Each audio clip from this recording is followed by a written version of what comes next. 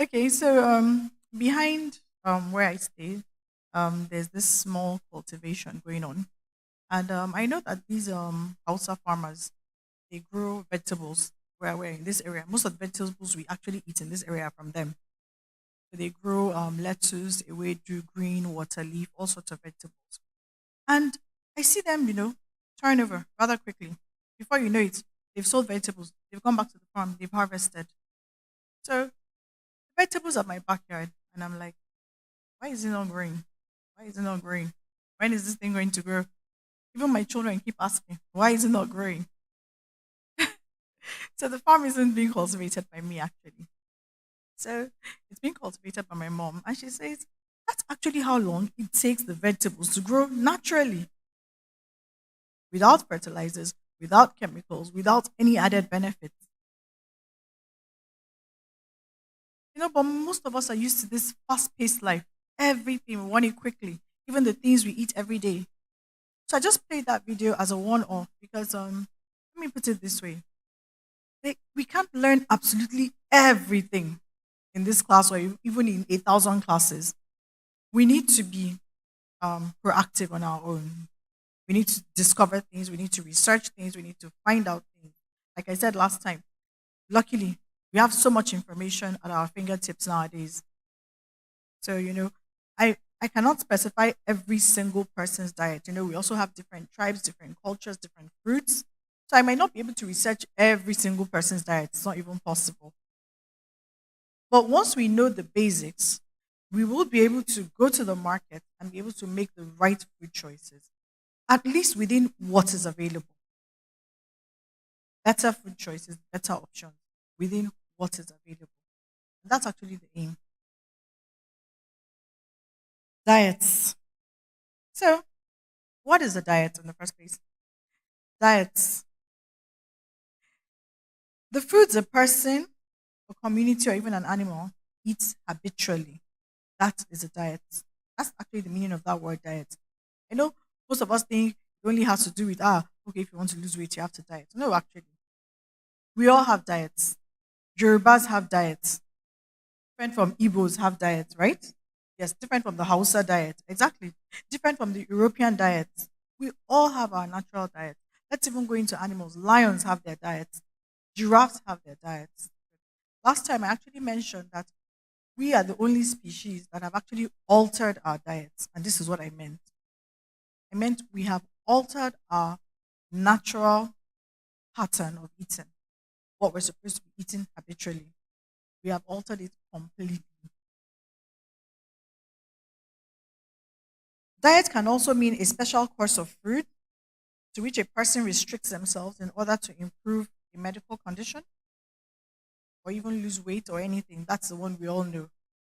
That yes, oh, they say you're a diabetic, you have to be on a diet. Oh, they say you have, but that's not the primary meaning of diet.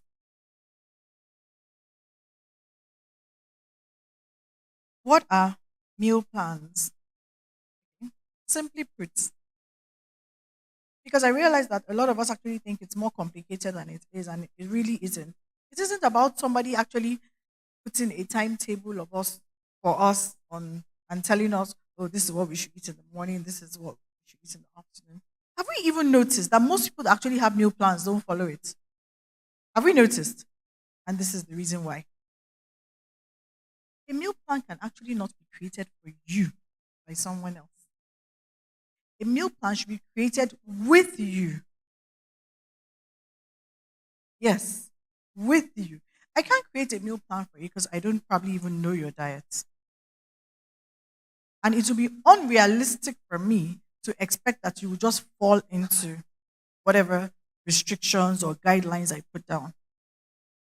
And luckily, our people really don't do much research. So most of the meal plans you even find are probably foreign meal plans. And then you'll be seeing things like blueberries. It's not even part of your diet. Where do they sell blueberries? How much are blueberries? Let's even start from there. Is it realistic? Can we actually achieve this? And that's why a lot of people actually don't follow through with their meal plans. So I'm not here, sorry to disappoint us, but I'm not here to actually stick a timetable for each and every one of us. No. I'm actually just going to give us very key, important guidelines to creating. I mean, every family. Do you know that even as families, we have diet? What family A eats is not what family B eats. Exactly. There is no nutrition expert that can possibly just create a meal plan.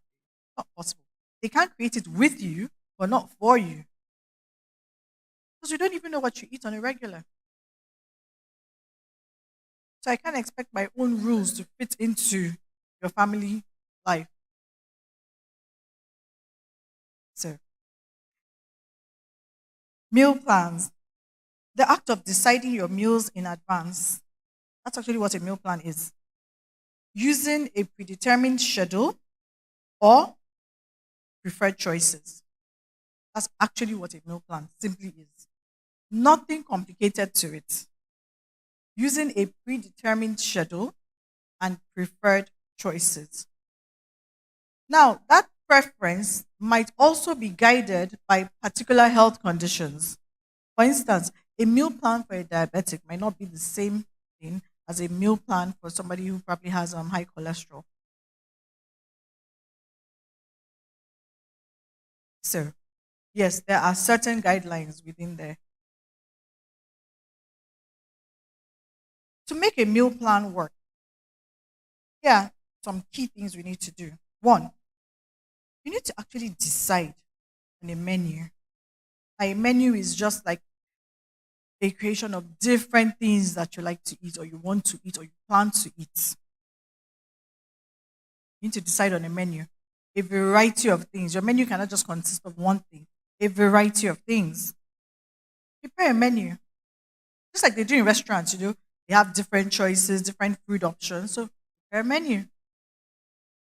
Next, oh, sorry, in preparing this menu, try to keep it as simple as possible if you really want to achieve it. You know that we can't take away the busy society we live in today. We can't take away the effects of the environment and everything going on around us. So if you come up with things that are entirely complicated, I am wondering how we're going to pull through. Let me give this classic one. So I was told that back then there's this particular, we have different varieties of beans in Nigeria. Good. But there's this particular beans that you can't just put on fire and expect it to cook in 2 hours. You actually have to cook it overnight. Now, if you are someone with a very busy schedule, can you really realistically achieve that? As in cooking it overnight. And how they cooked it overnight was not that they put it on high heat. They actually probably, set it on firewood and left it to simmer overnight. Most of us don't even cook with firewood anymore for environmental reasons, though, good reasons. But still, is this on your gas cooker? You're going to leave that kind of beans and go to sleep? You can't.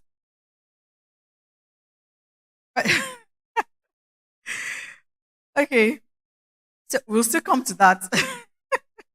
That's an option, but we'll still come to that.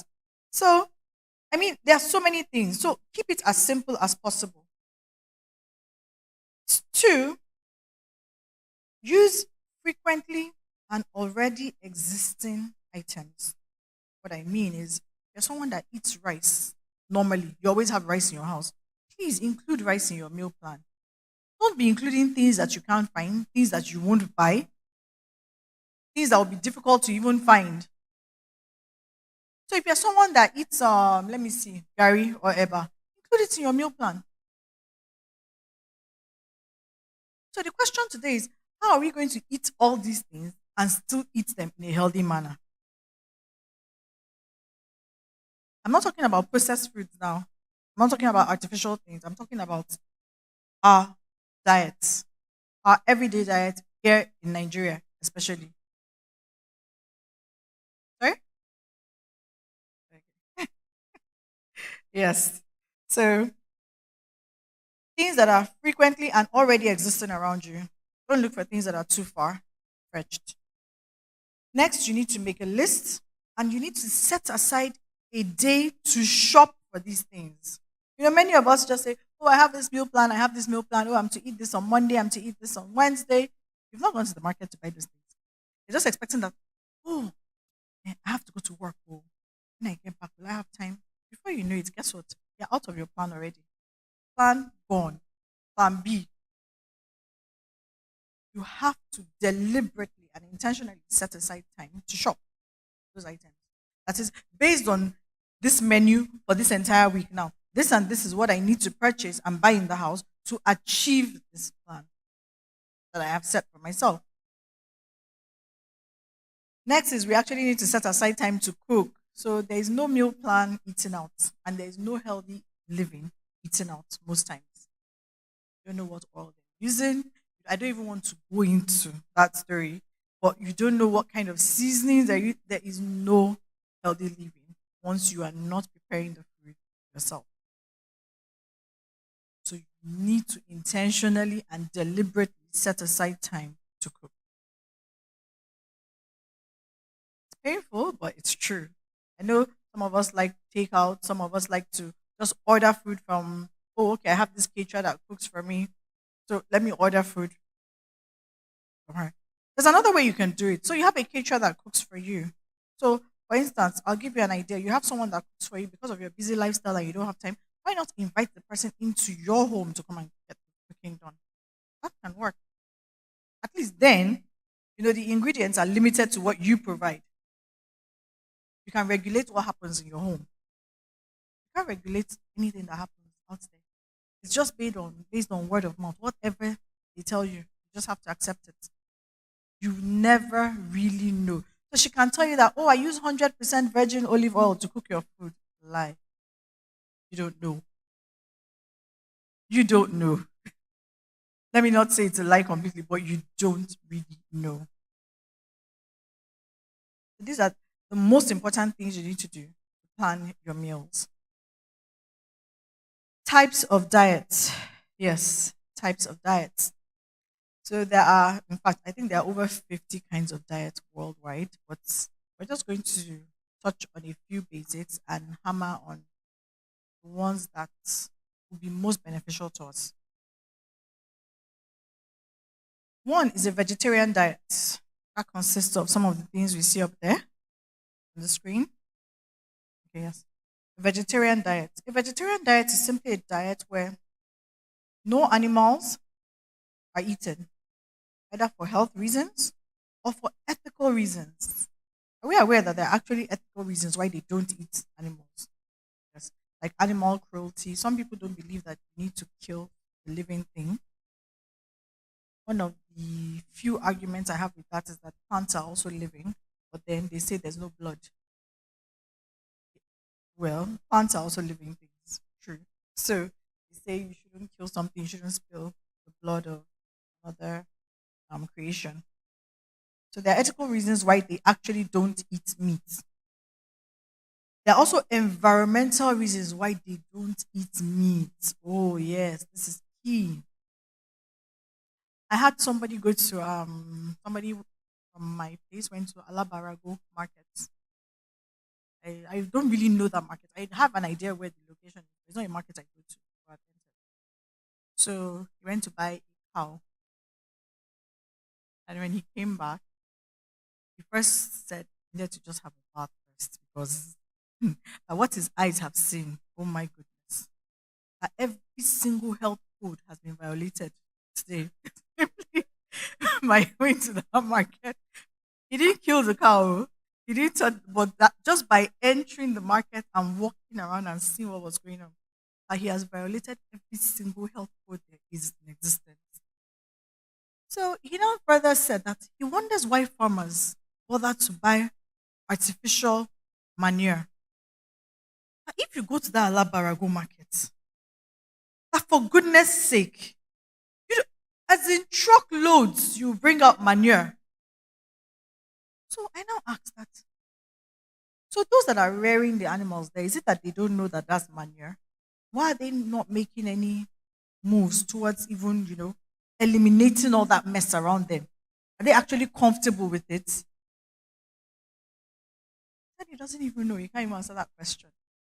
These are things that our government should actually be looking into. There are things you go to in some places and you're like, wait, people are using money to buy this thing. Meanwhile, you can actually get a better form of it, a more natural form of it. Why not just get it? And the next question I asked, because I was just thinking that, okay, probably the place is not accessible with a vehicle. That's why people are not thinking of going there. So I was like, is it accessible with cars? He said, yes. Now, how do they bring out the cows from the market? They bring them out with trucks and lorries. I was like, okay, well, that's not my zone. So I'm just saying that really there are environmental reasons.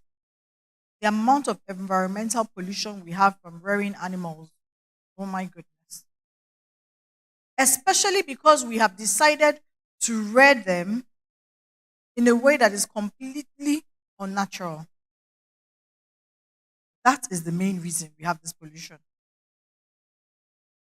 That's the major reason we have the pollution. Another one is a vegan diet. Next slide. A vegan diet. So, a vegan diet and a vegetarian diet are actually similar, but there's a bit of difference. A vegan diet is extremely restricted to the plant based diet, meaning that they don't take milk. So, a vegetarian might still drink milk, a vegan won't touch it because a vegan diet now says not just we won't eat animals, but we also won't eat anything that comes from animals. Guess what? That also includes honey, animals or insects, anything that's living. So vegans don't eat honey. No, they don't take milk. They won't eat eggs.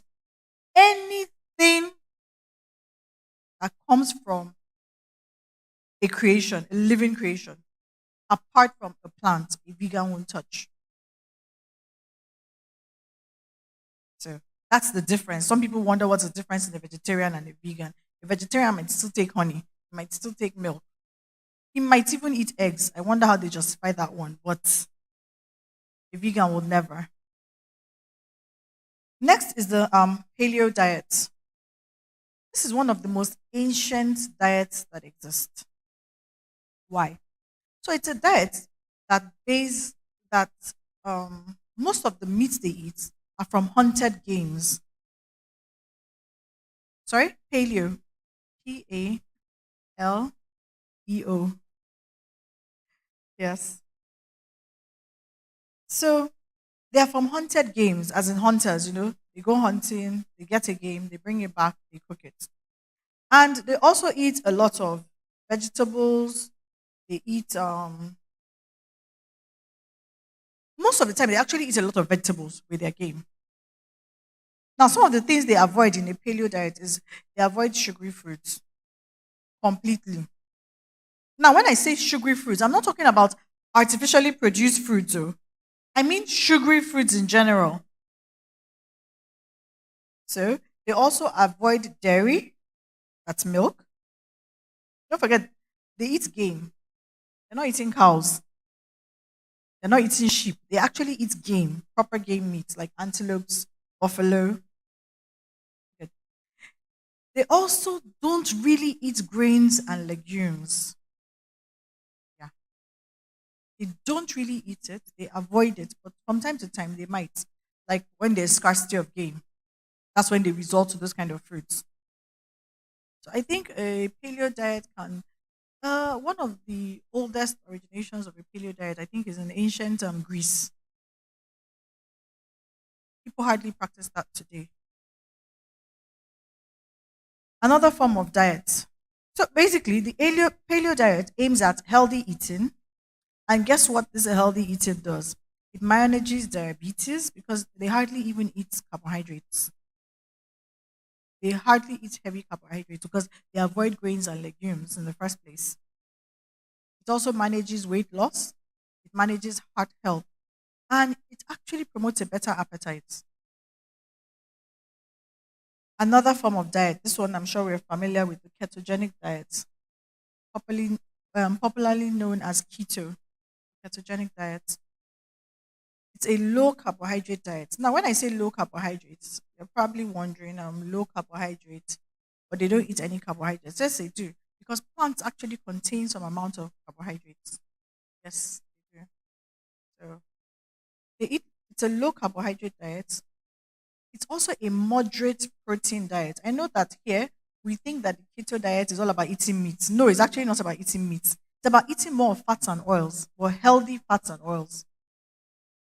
The original ketogenic diet is for eating healthy fats and oils, not all about eating meat. Because I have seen a lot of us say, I'm I'm partaking in a keto diet, and all you hear is that they want to eat meat, they want to eat meat. They come to your party, they'll tell you that, oh, sorry, I can't eat rice, I only eat meat. And I'm like, is that the keto diet, or that's just an excuse to eat a lot of meat here? So it's actually about eating healthy plants and oils. That's what it focuses on. It also eats moderate amounts of protein. So yes, they are allowed to eat fish, um, meat, chicken, proteins. They completely eliminate grains. They're also allowed to eat some legumes because they contain protein, like beans. Another diet is the Mediterranean diet. Next diet. So the keto diet also eats things like cheese, they drink milk, they eat eggs. Yes. Mediterranean diet. Mediterranean diet. This diet consists of fruits that are regionally or locally available. Fruits that are regionally or locally available. Meaning that in Mediterranean, although from the name we can tell where this diet is most popular, but a Mediterranean diet in Ghana cannot be the same as a diet in Australia. Good. So, because what most of us actually understand by this Mediterranean diet is that we should be eating what they eat in the Mediterranean. No, that's actually not Mediterranean diet. The Mediterranean diet consists of fruits that are regionally or locally available. It also consists of fruits that are fresh, nutrient dense. Being fresh makes them nutrient dense. And they eat moderate amount of seeds, like legumes and seeds. They eat no processed fruits, they eat no packet fruits, no packaged fruits. Not at all. Mediterranean diet. So for instance, a Mediterranean diet in Nigeria would consist of things like what?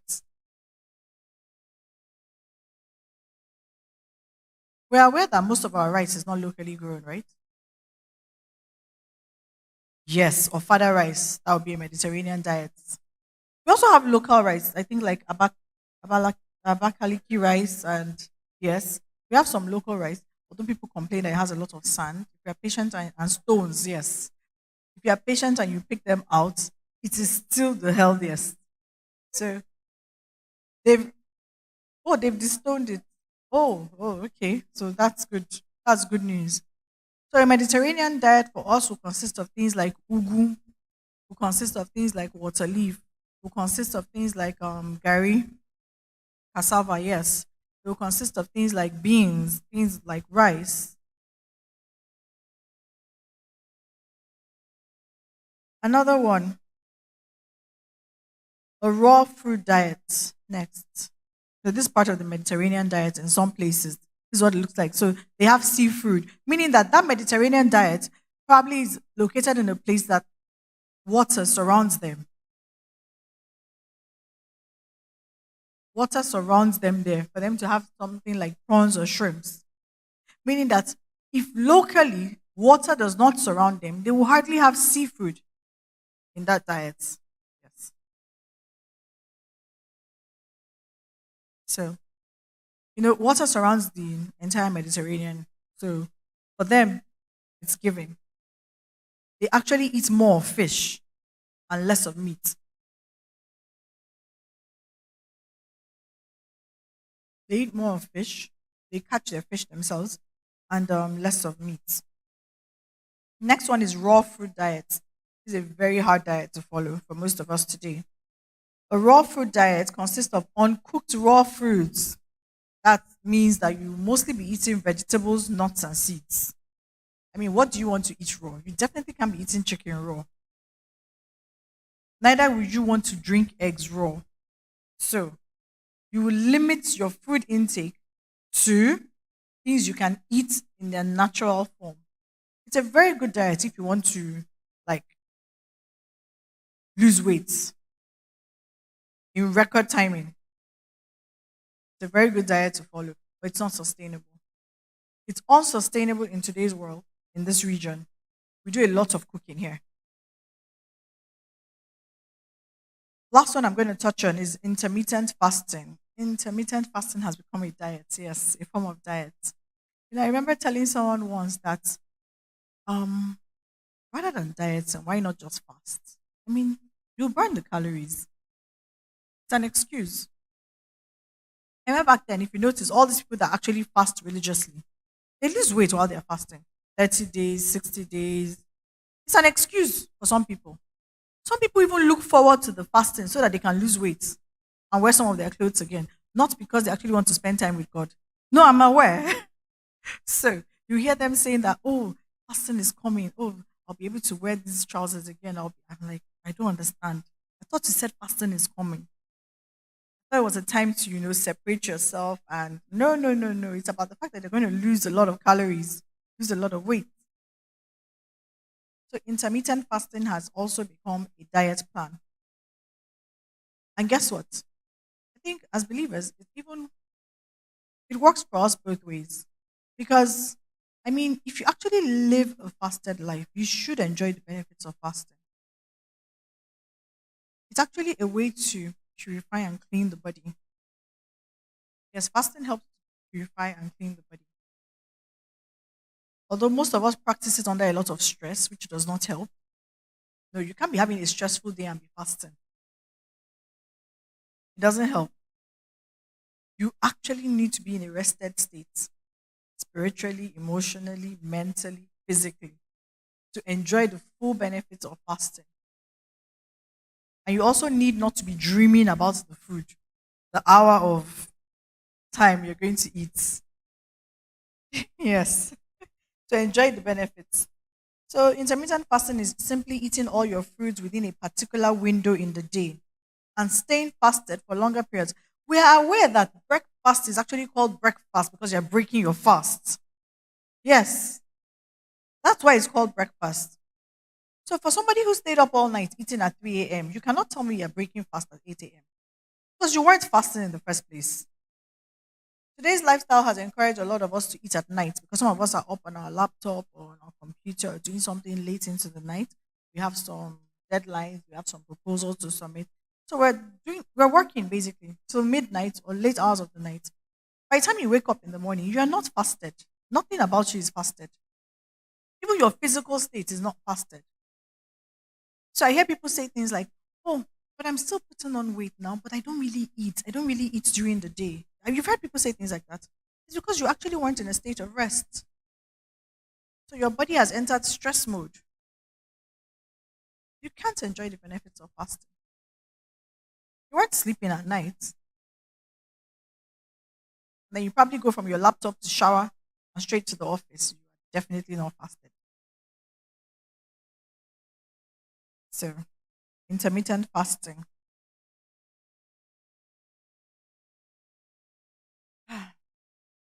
Sorry, are we following so far? Hope it's not too talk. Okay, I'm not talking too much. Is there any feedback or anything? Okay, not yet. Next thing I want us to touch on is I want us to discuss something called the blue zones. The blue zones. Yes, this is an intermittent fasting timetable.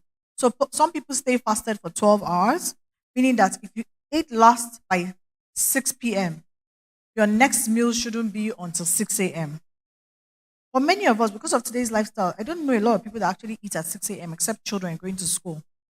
I don't know people who actually wake up in the morning, sit down, and have a proper meal at 6 a.m. No. Most people would rather go off to work and eat somewhere between the day, between the hours of 8 and 12. That's what most people practice. Exactly. So if some people stay fasted 14 hours, some people do 16 hours. Now, there are 24 hours in a day. If we take out 8 hours to eat, meaning that from 12 p.m. to 8 p.m., everything we eat will fall within that window. From 12 p.m. in the afternoon to 8 p.m., whatever we are eating, once we haven't eaten it by 8 p.m., forget about it. And from 8 p.m. until the next day at 12, That's a form of intermittent fasting. Some people can't wait that long. They do a 10-hour window. Oh no, 12 p.m. Mine is 10 a.m. Please, 10 a.m. to 8 or 8 a.m. to 8 p.m. Whatever. Whatever actually works. It's dependent on the individual and what you want to achieve from the fasting.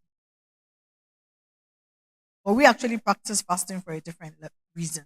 So, I mean, even if you were just to fast as a believer and take time out, I don't think those windows should matter. And I'm sure you enjoy the benefits of fasting. Do it the way it's supposed to be done. If when you're done eating, you actually take out time to retreat, stay rested, keep your mind active. I know some people also that when they're fasting, they make sure they are asleep throughout that time. No. They make sure that, no, I'm not waking up today until it's time to break fast, just so that they won't feel the hunger. Meanwhile, they're on their bed, rolling and tossing and turning. They really can't sleep so well. So that's not, doesn't work that way too. So I want to discuss the blue zones. Blue zones. Have you ever heard of that term? Anyone? The blue zones? No? Are we serious? No, I was really. Oh, wow. Okay. Okay. So these are the blue zones in the world. Let me mention the most researched ones. Now, unfortunately, there's no blue zone in Africa. No, I don't believe there's nothing in Africa. But there could be a reason why there's no blue zone in Africa. It might also be because, we don't keep records, we don't research anything. Yes. So even if they wanted to come and find out if there are blue zones in Africa, by the time they ask, one or two, where will we get records actually here? Let me first explain what the blue zones are. Then you can now tell me if actually we can exactly. So blue zones are geographical areas in the world that experience a longer life expectancy. That is, simply put, that people live longer. This is usually due to their lifestyle practices and their diets. Blue zone areas also experience lower cases of terminal and chronic diseases. Many of them are centenarians, meaning that many of them live over 100 years old in the blue zones of the world. It has been said that genetics account for only 20 to 30% of our longevity factor. So yes, diabetes runs in our family. It's not the reason why we're not living long. No, that's just about 20 to 30%. The major thing responsible for our longevity is our lifestyle. Diet being one of them. Our lifestyle. Another thing that they do. So what I'm actually going through is what makes them blue zones. So research was done, and they noticed that people in this part of the world they live longer. Why? Man's search and quest for endless possibilities. So I mean, why are these people living longer than us? What don't we have that they have? So research were done, and they found out these things about them. Their diets are better. So the blue zones practice the Mediterranean diet. Yes, most blue zones practice the Mediterranean diet. If you also notice, looking from this map, you will notice that most of them are actually around water. They're by the edges. Yeah. So most blue zones practice the Mediterranean diet. Meaning that really there's no excuse why we here can't practice the Mediterranean diet. We have water around us here in Lagos. Yes? Polluted. Oh goodness. Yes. So yes, they practice the Mediterranean diet. They have lower cases of terminal and chronic diseases. I'm just repeating for those writing. Many of them are centenarians. They also get involved in a lot of physical activity. Physical activity. Now, if you notice, they didn't say exercise. Exercise came up due to New practice. I mean, there are vehicles everywhere. Who wants to walk? Why should I walk? There are cars everywhere. There's a bike, there's a car. I mean, back in those days, everybody walked. So you walk from one stop to the next stop to the next. It even used to be interesting to walk, especially when you're in a group of people. I remember telling my children that, oh, you never experienced the joy of walking home from school. Oh my goodness. Because you don't have time to actually play in class. The time you have to play with your friends when you're walking home, that's when you actually have time to discuss, to chat, to do all sorts of things. So they practice a lot of physical activity, even their centenarians. So it can be taking a walk. You hardly drive around. You hardly, because of that, they also have a better environment. They hardly have environmental pollution, less cars on the streets, less factory smoke. Don't forget another thing: Mediterranean diet, no packaged food, no processed fruits. So there's no company there trying to produce plantain chips or gala. So less factory combustion, no nothing. Don't forget another thing: they hardly eat meat, so they don't need to farm meat. They can actually eat what they grow naturally on their farms. They eat more fish. So guess what? Less environmental pollution.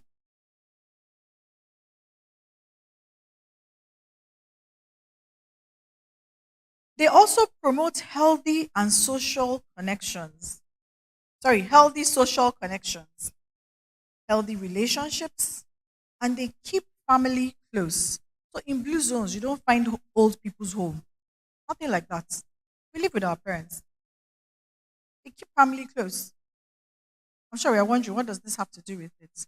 Do you know that research were done and they found out that the people who lived the longest were actually people. Primary thing they found out was actually they had healthy relationships, healthy family relationships, very healthy ones.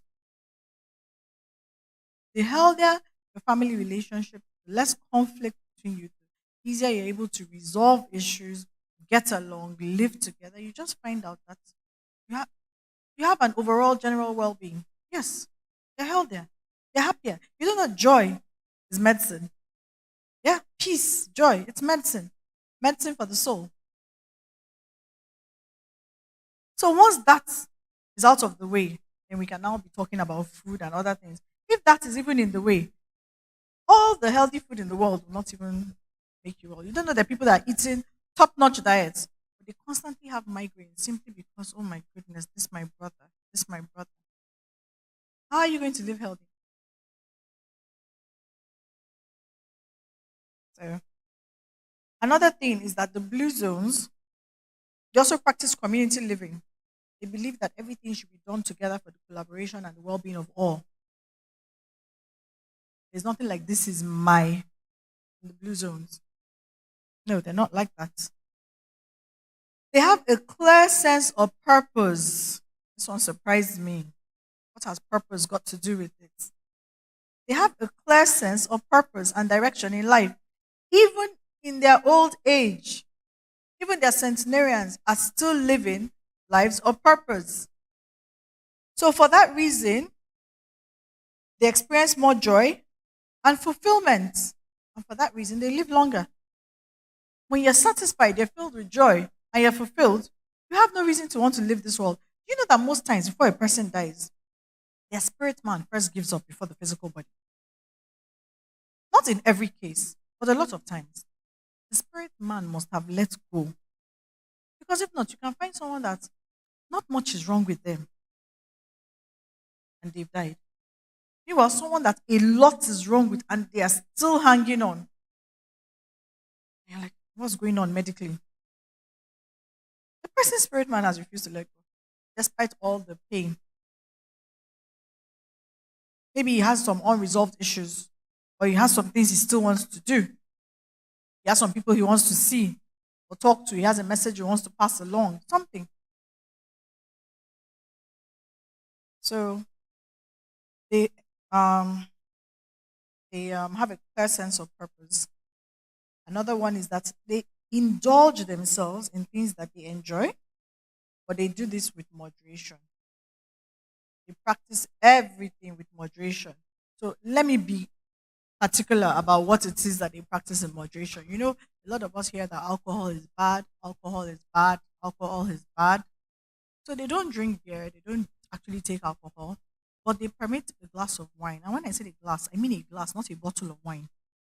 Yes.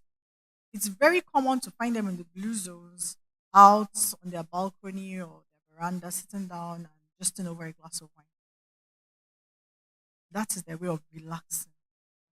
Don't forget, I said they have a healthy family life. So they're all out on the sidewalks, on the streets. That's what they do. That's how they spend their evenings.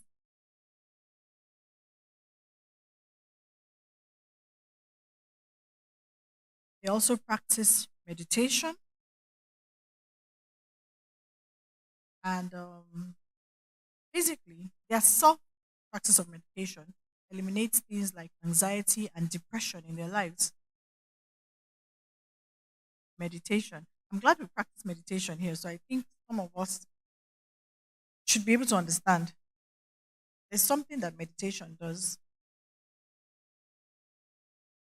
It takes away forms of fear, anxiety, depression. If we're actually practicing it, not just talking. Those are the things they practice in the blue zones, and these are the most researched blue zones in the world. So we have one in Sardinia, Italy. We have one in Okinawa, Japan. We have one in Ikaria, Greece. We have one in Loma Linda, California, USA. This one actually surprised me. That There's actually a blue zone in the US. And then we have one in Nicoya Peninsula, that's Costa Rica. I was actually looking for one in Africa. I couldn't find one. So, but like I've told you now, the things that they practice in the blue zones. So, with what research and what documentation, they're not just going to take word of the mouth. Yes, they will need research, hospital records, death records, birth certificates. Okay, how long do these people live? Most people die at what age? What happens? How do they pass away? What are their lifestyles? What did they achieve while they were alive? There's so many things to research when you're researching a blue zone. So, do we keep that much detailed records? So, how do they even research? I can say back in those days that Africa probably had blue zones.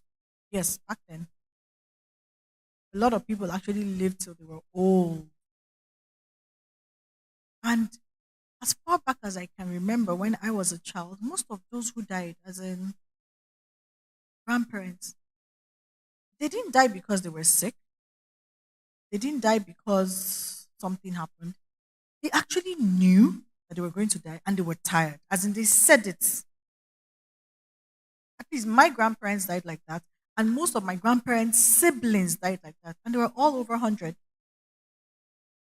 They just got tired and said, we're going. I remember my mom's particular experience with her mom. So when their mom was tired and she just decided that, tired, as in what is left. I've seen my grandchildren, I've seen my great grandchildren. This body is tired. What's happening in this world? And she wanted to go.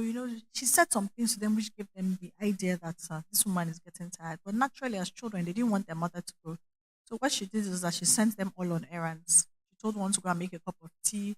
Told one to she just sent them around, made sure no one was there, so that her spirit might peace. By the time they came back, she was gone, peaceful, asleep. Nothing was wrong with her. She wasn't ill. The same thing happened with my grandfather. In fact, as soon as my grandmother died, I remember he said, "Don't bury her. Her husband is going to go because that is his best friend. And once his best friend is not around, there's a problem because he doesn't even eat any other woman's food. So there's problem. And believe you me, I think about a month. I'm not sure if it was up to a month. I can't remember the details. I was rather young, but he passed. They were buried together because my parents just thought, let's not do this funeral rites twice. So, in this Nigeria where they like to spend someone's money, we'll do one, then 1 month after we'll do another one. No, let's just do it once. And that was exactly what happened. 1 month later, he passed. We were buried together, same day, just different death dates on the program. So those are blue zones.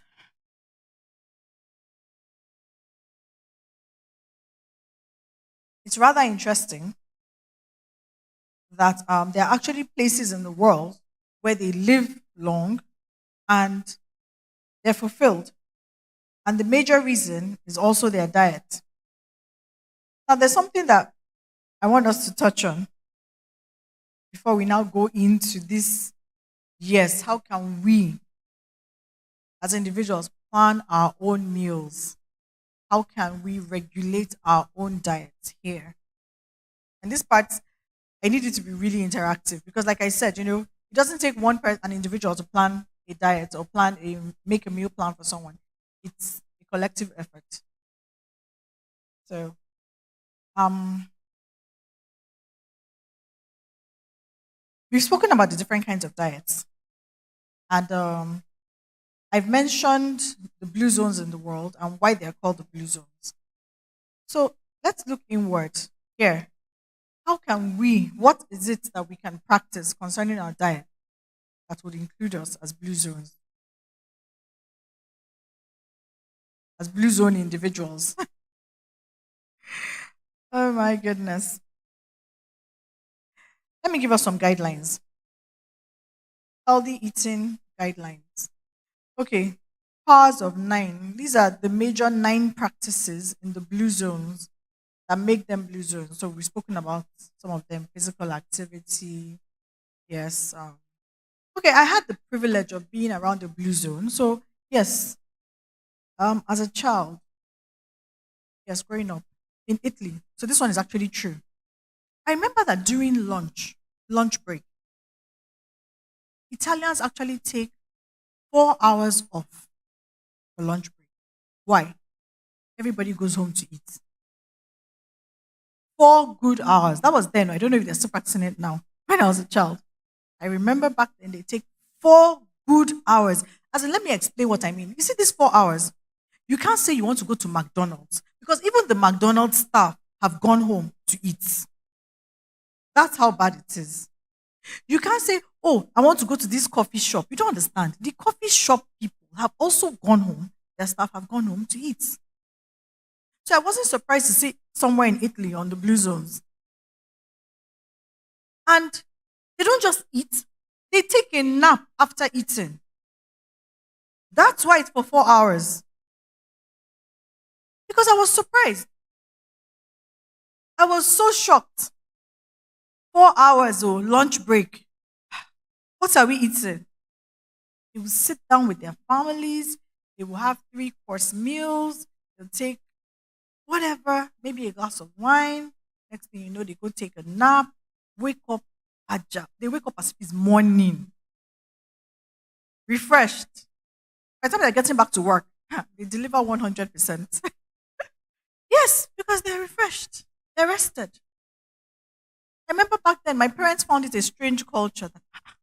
Because my mother, there was a time when we were still new, she wanted to actually go shopping, and it was around that lunch break. She found herself seated in front of the shop and waiting. She couldn't believe it. She couldn't buy anything, nowhere to buy anything. You can't buy bread, you can't buy milk, nothing. I said they're closed. 4 hours. Everybody should go home and eat. So at least I do have first-hand information about that one. So I wasn't surprised when I saw them among the blue zones. I don't know if we practice anything like that. And you see, they didn't just say go for break because they could have said, oh, go for break and there are fast foods. Someone would choose the nearest place to their office to eat, isn't it?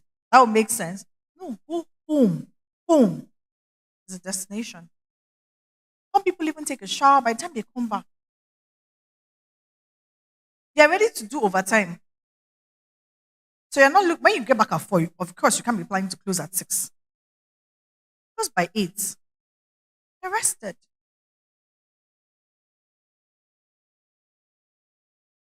So healthy eating guidelines. Healthy eating guidelines. So I don't think there are any slides for this. It's basically something I want us to talk about. So for us to, yes, we're going to apply our diets. We are going to create meal plans. But even in the midst of all of that, there are actually ways to eat in a healthy manner and ways not to. I don't want us to see them as restrictions. No, they're not. But let's actually think about it. That okay, have I tried this before? What were the benefits? Number one, it might sound childish, but it's actually very true. Adopting a proper posture. You know how we always tell our children, sit up when you're eating, sit properly at the dining table. Yes. But modern life now, some people even lie down to eat.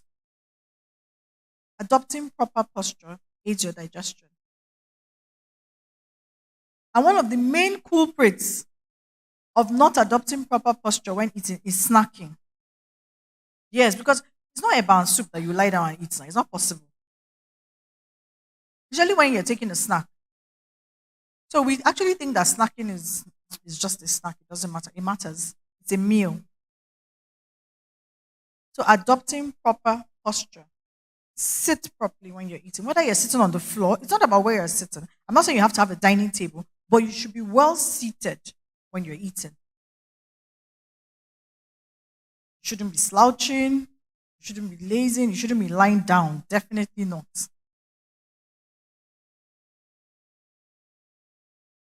Adopting proper posture.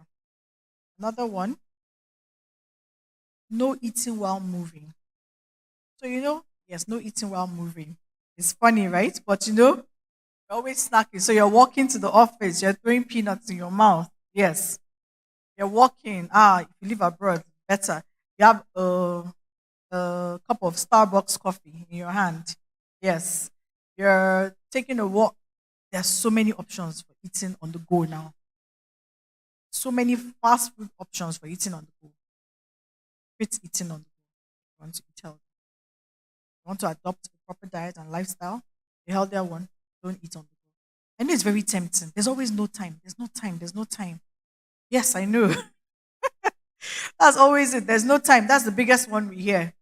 There's no time. I don't have time to. Even those in the office, during their lunch break, are you aware? Most of them actually now, because the office won't give them proper time or their superiors, they put their lunch under their table, take a spoon, they're typing back on the computer. Even in the bank, yes, typing back, answering you, quickly go and make a photocopy at that desk, come back. It's part of it.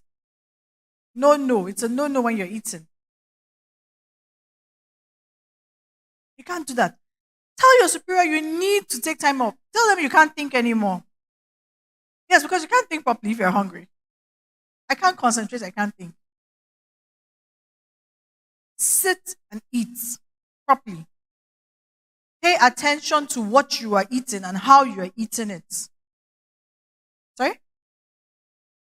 Exactly. It's a business. Eating is a business. Now, you see, one of the beautiful things that you don't have to eat 3 times a day or 4 times a day. No, there's no particular limited number of times. Sorry, don't get me, let me rephrase that. I just said there's no, yes, I heard myself. Yes, there is a limit to the amount of food and the number of times you eat a day. But you need to work out what works for you.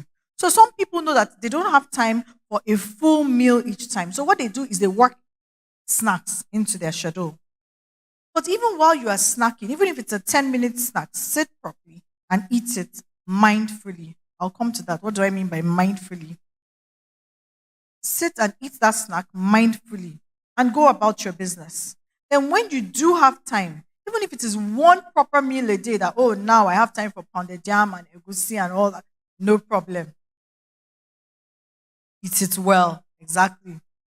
Eat it and eat it well. Not, oh, I'm eating pounded jam. I see them. They put soup, put one in your mouth, go and do this, come back from the kitchen. No, no. You're disservicing your body. Even your body won't understand. God put certain cues in our brains to understand when certain things are happening in our body. Yes. What you do is, it's also one of the reasons for what we call hormonal imbalance. So, enzymes, hormones that are supposed to be released in the body at a particular time when you're eating, they're now confused. Are we working? Are we eating? Which one are we doing? Okay, we just ate. No, no, no, no. This is not what we're supposed to release. Oh, I'm serious. We're the reason for some of those imbalances in our body. So you put the body in a state of confusion. Which one are you doing? Are you eating or are you walking? This person is walking now. No, he's eating. So the body is confused on which hormone to release per time. No, some of us we underrate these things, but it's actually very important. Yes, that's what we do. So please adopt a proper posture. No eating on the run or on the go. No, no. If it's 5 minutes you have, eat what you can finish within 5 minutes and stand up from there. If it's 1 hour you have, no problem. So you find some people, they say, I have 4 snacks a day and 1 meal. It's fine. Maybe that's what their lifestyle can accommodate. Some people tell you, oh no, I have 2 major meals a day. That's fine. If that's what you can accommodate. Some people tell you, no, I eat 3 times a day. That's what you can accommodate. Another one, appreciation. Gratitude actually helps us enjoy our meals. Are we aware? So your frame of mind and your state of mind when you're eating is actually very important. Do you know that if while you are eating, all you are thinking about are the problems that you have, even you have ruined your appetite.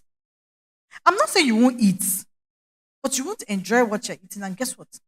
Your body is not going to be able to absorb certain nutrients it's supposed to absorb because your brain has released certain chemicals from your dissatisfaction. Gratitude, appreciation.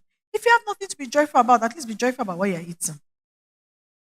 Focus on what's right in front of you.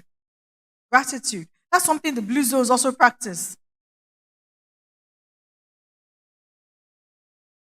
Gratitude. Your state of mind when you're eating is key to your eating. A lot of the diseases people harbor actually, it came from the mind before it even entered the body.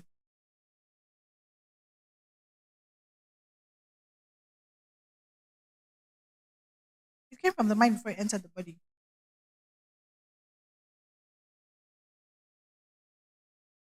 Another, let's learn to eat slowly and chew properly.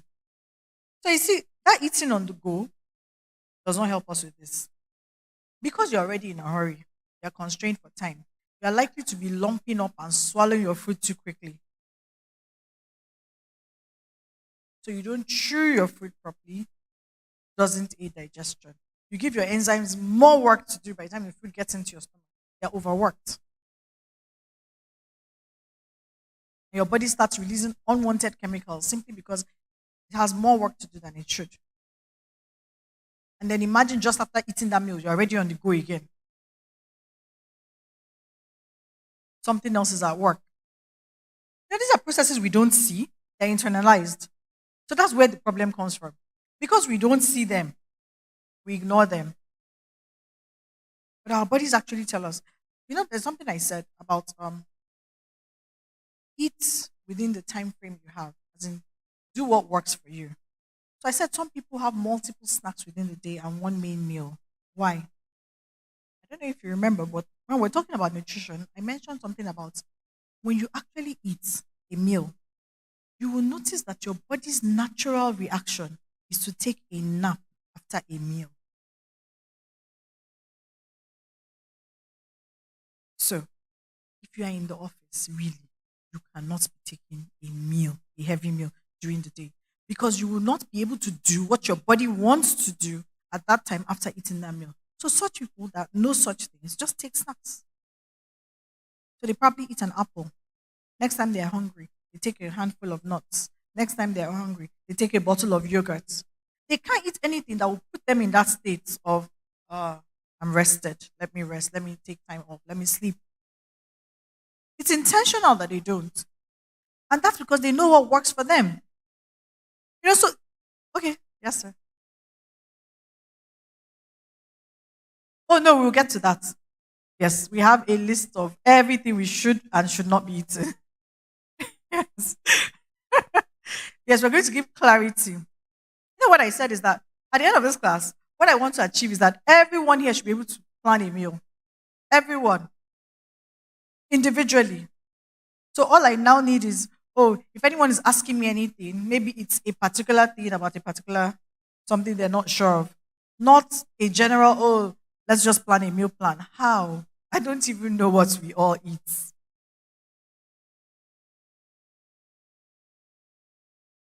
So how do I put it? Rather than catching the fish, I want us all to fish, all to be able to fish. And these guidelines will also help.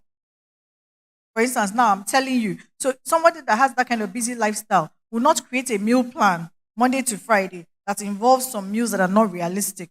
I work on site. I'm a builder. I'm going to go to site during the day. There's certain things you cannot be planning to eat. It's not possible. It won't even fit into your meal plan. It won't fit into your lifestyle. There's no way you can achieve it. So let's not deceive ourselves.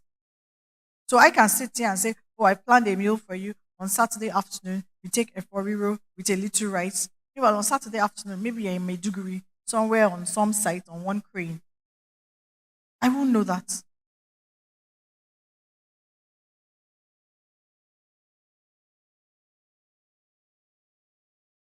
Next, simplify. We discussed this last time. Simplify your foods. Less processes. Less processes as much as possible. I'm not saying we shouldn't indulge or enjoy some of the things we like. Remember, I told you that even boiled rice is a processed food.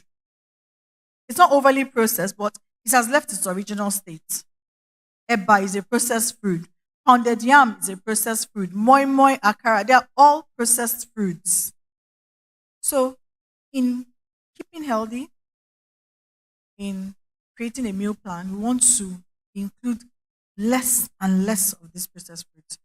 What will happen is that it will get to a time that you find out you might not even need them at all. But even if you want them, because fine, we can indulge, we're humans, right? Even if you want them, very little, sparingly. So it won't even affect your diet. It won't affect your health.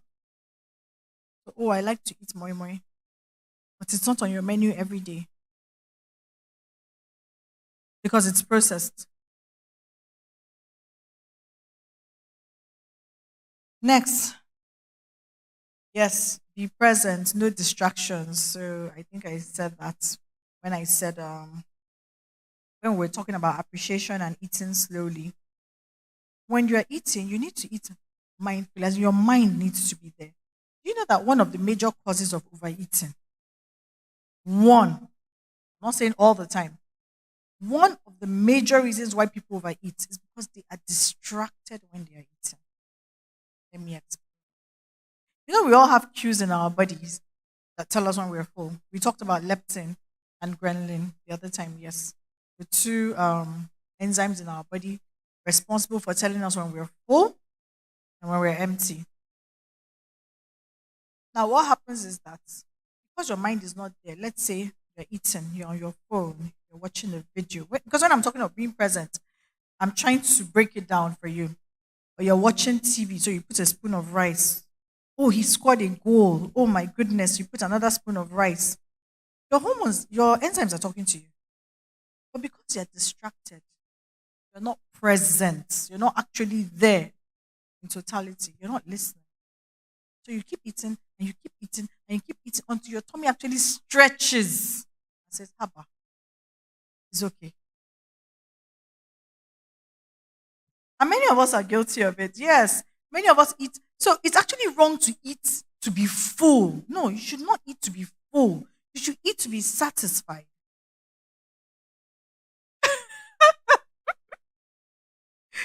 No, seriously, you don't have to be full. You see, that feeling of being full is actually not healthy.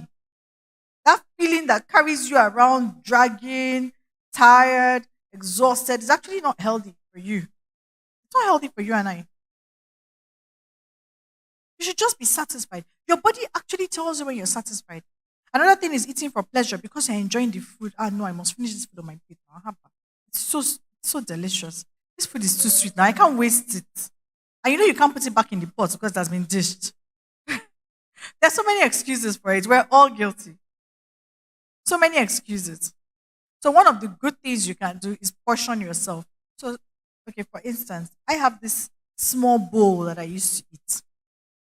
Now, you can't, there's a maximum to which you can fill the bowl. And by the way, it's a bowl, so you really can't fill it above a particular level. It is better to go back for a second helping than to just have a mound of food in front of you that you shouldn't be eating. Eat it. If you're not satisfied, go back. Most times you will find out that you are satisfied. Believe you me, you will find out that you are satisfied. You are not full, oh, but you are satisfied. You know that you're okay right now. But the desire, that human desire to just have more, let's just have a bit more, is what's taking you back to the kitchen. It's not hunger anymore. And it's not the need for nutrition. Another key one, never let hunger set in. Never. So we actually should plan. That's one of the reasons for meal planning. Plan to eat within specified timings that you know are appropriate. Most of us will say, "Ah, I'm not ready to eat, I'm not hungry." Have we heard that before? Say, no, no. If you want to be healthy, you don't have to be hungry. The reason we want to wait to be hungry is because we want to eat to be full. That's the only reason. Because most of the reasons you will hear is that if I eat, I won't be able to eat so much. You don't have to eat so much. You are not meant to eat so much. It's shocking, but these are everyday practices. So you hear, no, I'm not ready to eat. I won't be able to eat much of that rice. You don't need to eat much of the rice. Eat what you can eat and be okay. Maybe at another meal, if you want more, you can eat the same thing again. But don't budget all your eating into one particular meal and thereby stuff yourself. Yeah. So we've spoken about being present, avoiding distractions, whether it's the TV, the cell phone, whatever. Whatever. Talking. Okay, so the rule is actually don't talk while eating. That's what people say. But that's wrong. No. You can have healthy family conversations and interaction. It's don't talk with food in your mouth. It's not don't talk while eating. But don't talk when there's food in your mouth. That's actually what the rule is. Many of us assume it's don't talk while eating. How is that possible? Food will be boring. The meal will be boring. You're at a table with like 6 people and nobody is saying anything. For some people, it's boring. But when you're eating, there are actually hormones that are released in your brain, in your cells, and in your body that actually ease conversations. Yes. That's why you hear people say, "Oh, I had this conversation with my children over the dinner table." "Oh, I had this conversation with." But it's also dependent on individuals. Some people don't actually talk when they exactly. That's why I said it's dependent on individuals. Some people don't. It's a no. But don't distract yourself with any other thing if you're not talking with those on the table.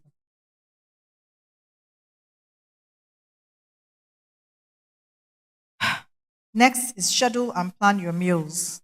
Why we're here today. Schedule and plan your meals. Remember, we said don't let hunger set in. The only way hunger won't set in is because you've scheduled and planned your meals. So I know I have like 3 meetings today. I know I have this. I won't have time to sit down and have a full plate of this. So, but I can have this, and this snack in between these hours. And it will keep me satisfied until I have time later in the evening to settle down and have a meal. That's a meal plan for one individual, not for everybody.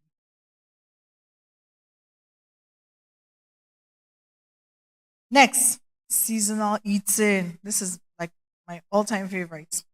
Seasonal eating. We need to learn to eat in season and not out of season. What do I mean by this? So remember we mentioned that the Mediterranean diet is a diet that focuses mainly on things that are regionally and locally grown. Eating in season simply means eating things when they are in season. Thank God we don't even live in Europe. It's hard to find mango here when mango is not in season. Meaning that when you're seeing mango, it's because mango is in season. That's why mango is everywhere. It's when mango is in season. Eat mangoes, enjoy mangoes, fill yourself with mangoes. Don't overfill yourself though. And when mango goes, forget about mango. Move on to the next thing that's in season. You see, God designed this universe in such a way that whatever grows regionally where you are placed per time is what you actually need to withstand whatever conditions are in that place. So if what you find growing in your place is agbalumo, please eat agbalumo and don't be looking for blueberries. No, I'm very serious. I'm not saying don't eat blueberries at all. If you can find them, if you can afford them, go ahead. But primarily, when agbalumo is in season, that is what you need to be eaten.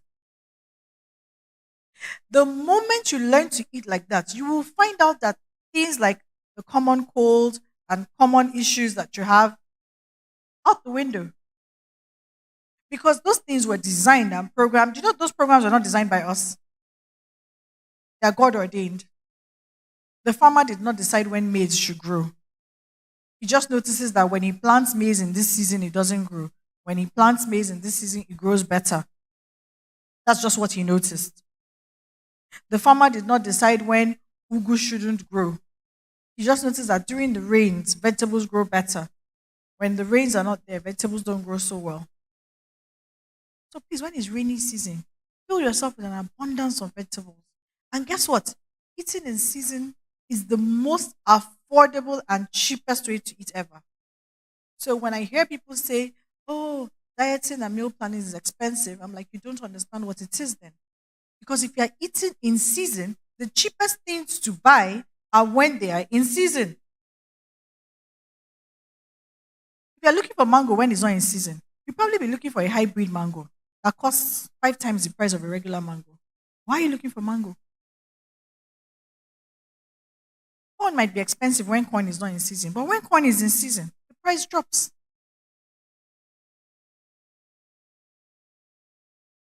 Right now that we've had some dryness for some time, the vegetables you buy at 500 naira is not the same as the vegetables you buy at 500 naira in rainy season. So the question is, what should we be eating now? What's blooming now? What's growing everywhere? And guess what? We live in a region that you don't have to go far. Just go to the nearest bus stop. Yes, because I'm always getting this question. Sometimes clients ask me, that, okay, what should I be eating in this season? And I said, no, it doesn't work that way. Just go, just take a drive out. You live in Lagos, right? In Nigeria. You don't have to go far to look for what's in season. It's abroad. Even abroad, you know, because even in the grocery shops and in the supermarkets, I think what's in season is more in abundance at that particular time. And the prices actually come down also. The prices come down. But here, it's so easy to know what's in season. The woman at the junction won't be boiling corn if corn is not in season. So it's not a question you actually need to ask me because I'm not a farmer. I don't actually know every single thing in season when it's in season. But when you enter the market, you just know that, sweet potatoes are many this period. Stock up on sweet potatoes. Stop trying to buy Irish when sweet potatoes are in season. Oh, yams are in abundance. Please stock up on yams. Oh, beans is much now. Please stock up on beans. Eat seasonally. Garden eggs are in season. Please eat all the garden eggs you want. Once that thing is in season, it's fresh, it's locally grown, please. 100%. No restrictions except to overeating. That's the only restriction. Don't overeat. Granite is in season. Beautiful. Eat it boiled, fried, however you like it. Paste, soup. Yes, yes. That's the time to go and make granite soup. That's the time to be eating granite soup in your house. Not when granite is scarce.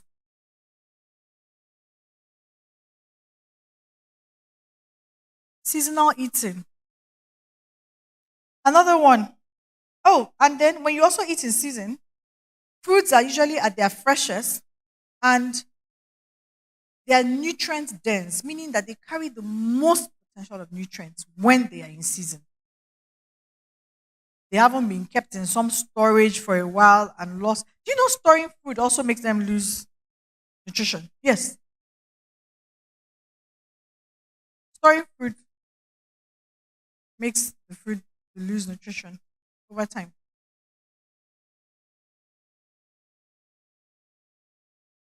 Next one.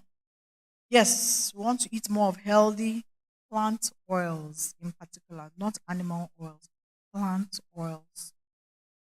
So when I say plant oils, I'm talking about things like olive oil. I'm also talking about things like palm oil. Yes, it's a plant oil. Where and we produce it locally. Yes,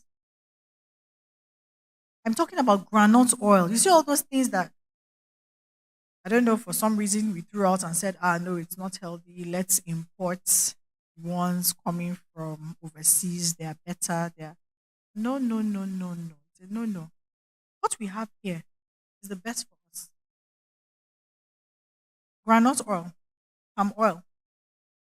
I mentioned olive oil because it's common. Everybody likes talking about olive oil. But it's not even, we don't produce olives here. We don't have olives here. So it's imported. Meaning that if you want to buy a bottle of olive oil and a bottle of granite oil, please, which one will be more expensive? Olive oil. Exactly. So why are you trying to even buy the olive oil? Class. Okay. So another one, sunflower oil, coconut oil. Yeah, where you can cook with coconut oil,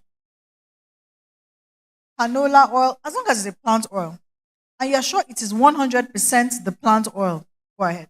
So I'm not saying you can't buy the imported sunflower oil or canola oil or whatever oil, but just make sure it is 100% that plant oil that is in that bottle. You have to do your research because I don't know every company producing oil. But you see those things we buy that they call vegetable oil with no particular label of what vegetable. It's a no no because you actually don't know what's in there. Most of them are just filled with saturated oils that are very unhealthy. So we want to be eating healthy plant oils. In fact, in comparison to those jerry cans or cans of so-called vegetable oil, but we don't know the vegetable, right? It is even better that you take the fat of a chicken and use it to cook. As in, it is better that you even took animal oil because at least you know what you're eating. You understand what I'm saying? Let me give an example. So, you know, when you boil chicken and you keep the stock, when you bring it out from the freezer, you notice a layer of oil on it. You can use that oil to cook. Where? Yeah, you can use it to make your next whatever. You can use it to fry eggs. You can use it to do anything.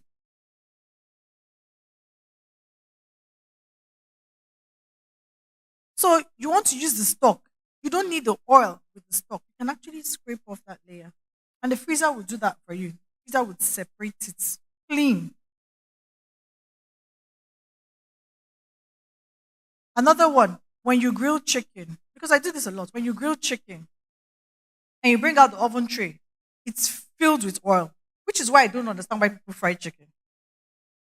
The amount of oil you see in the tray after grilling chicken is enough to tell you that no, no, no, you don't need to immerse this thing inside oil again. You're killing yourself.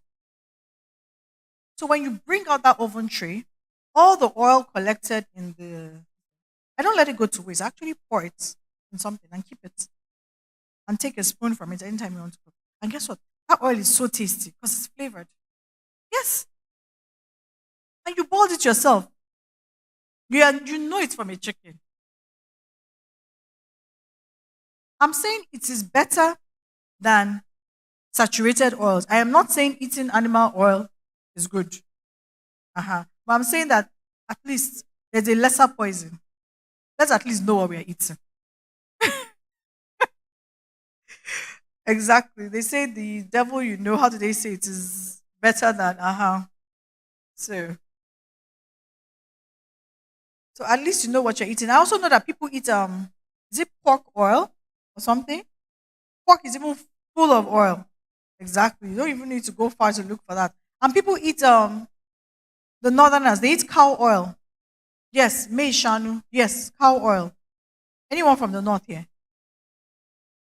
Indians call it ghee. You know that thing that Indians call ghee is actually animal fat. Hausas eat it a lot. There's no one here from the north. Oh wow. Hausas actually use it as a delicacy. Let me explain. They will boil hot white rice, put stew, and put a thick spoon of that cow oil on their hot white rice. The oil will just melt. They say it gives the food a better flavor. I don't like oil, so never tried it. But I know they do it regularly. Indians also do it. So now I mentioned eating healthy plant oils, but I'm not done. You see, whatever amount of oil you have been using to cook all this while, slash it down 50%. Someone is laughing. Whatever amount of oil you've been eating with, slash it down by 50%.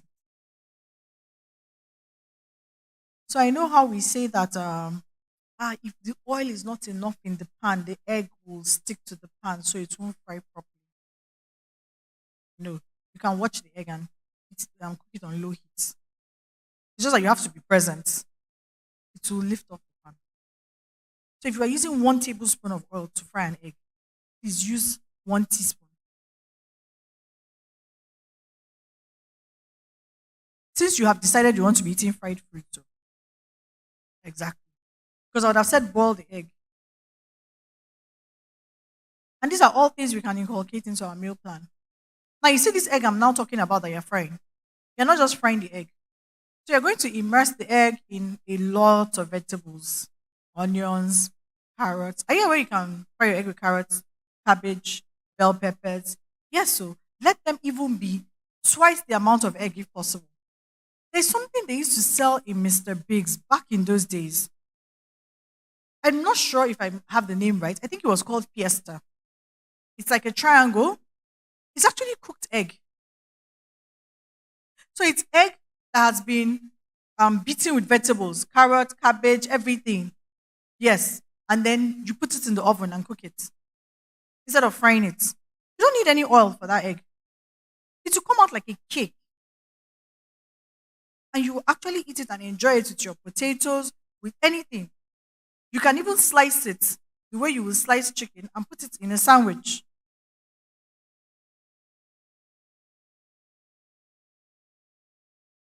If you have been frying your stew, you need to cross over to boiling your stew and then just adding half the amount of oil you used to. I intentionally said boiling the stew for a reason. So if I told you to fry the stew, you know that you are going to increase the amount of oil because now you're looking at the fact that you want this stew to fry. I'm aware that a lot of Nigerians fry their stew. Mediterranean diet do not fry. Boil it, cook it up. In fact, let me give you a classic one. So there's this way that they cook traditionally, I'm told. I'm not only told, I've seen. So my grandmother, she would put chicken on fire with like a tablespoon of oil. She would stir fry the chicken. And once the chicken has stir fried, do you know that when you put your meat in a pot and you cover it, it will release its own water into the pot. You don't actually need to add water. Good. She has seasoned the chicken. She has put it in the pot. You do this on low heat, by the way, not on high. You allow it to simmer. Once the chicken has, don't forget that it's local chicken we're talking about, um, not the kind of chicken we're eating now. So it will take a while to cook. Once the chicken has simmered, guess what she's going to pour in it? The pepper and everything will cook up. So guess what she has used to cook the stew? The oil from the chicken. Because it will release itself into the tomatoes and pepper and everything. The 1 teaspoon she used to initiate the stir frying was just to get the herbs and spices that she put into the chicken. It was just to get them going. That's all.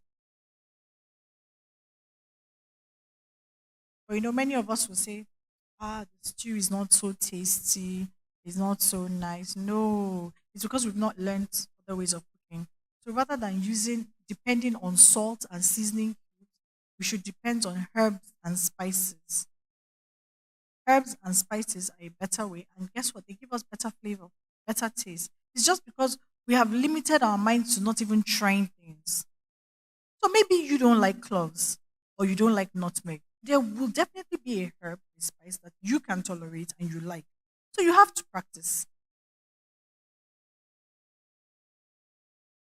Some people tell you that, oh, I always boil my chicken with nutmeg and I boil it with this and that, with thyme, with bay leaves. Some people prefer thyme, some people prefer bay leaves, some people like both. There's so many herbs and spices to use. Salt, sparingly. And by the way, the processed salt we eat today is actually not salt. Not story for today, but it's a long talk. I could play another very long video on salt, but basically, we should be eating the closest thing to sea salt. Sea salt has all the minerals, all the electrolytes, all the nutrients you need. And guess what? It has a way of eliminating itself from the body on its own. 100%. Nothing stored. The salt we eat today doesn't do that. Another one would be Himalayan salt.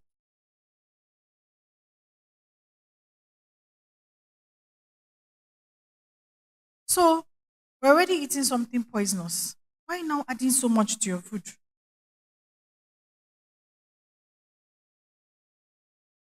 Overheighting taste buds, the desire for pleasure, the search and the quest for endless pleasures has affected our taste buds as well. And it's not a 1 day journey. It's not something that, oh, today I'm going to practice all this. No, it's a gradual thing, one at a time. Oh, today I'm dealing with salt. Oh, tomorrow I'm dealing with oil. Oh, yes, I remembered this. But one by one, you get there. So half the amount of oil. Oh, yes. We should, I already said this, we should rely on herbs and spices as an alternative to seasoning cubes. Seasoning cubes are processed forms of flavor, and a lot of them today are even artificial. They are not what they're supposed to be. Another one is we want to eat a healthy plate. I don't know if we mentioned this last time. We want to eat a healthy plate. We want to eat a healthy plate. Sorry, can we go to the healthy plate slide? What is a healthy plate? A healthy plate consists of about, so we imagine a plate in front of us. Make sure half of it, whatever is on that plate, half, as in exactly half, is made up of fruits and vegetables or only vegetables. Now, I say fruits and vegetables or only vegetables because half cannot be made up of only fruits. I didn't say half of it is only fruits because fruit, whether we like it or not, still contains sugar, sucrose. That's a form of sugar, fructose. Different kinds of sugars are found in fruits. So half of what you are eating. So if you cannot do it in one sitting, remember when I spoke about the meal plan that for different people, different things work? Like someone that is snacking, what you do is that overall, the whole of today, what am I going to eat? So how do I make sure that 50% of all that I'm eating today is made up of vegetables? 50%.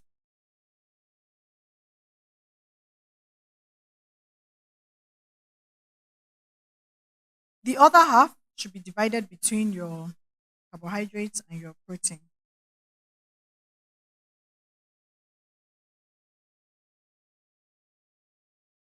We didn't mention fats and oils because they're already contained in most of the meals. Water is basic. One of the healthiest ways to eat too is to drink a glass of water before and after your meal. It helps to control your appetite and your hunger. Remember, I said that a lot of times, she also mentioned that a lot of times you're feeling hungry, that your body's actually thirsty, it's not hungry. Because your body is made up of about 70% of water. So you need more water than the actual food. So if you're able to take a glass before, finish your meal and take a glass after, you even notice that you're satisfied. You're okay. And guess what? Your body will digest the food so easily. You won't have any backlog.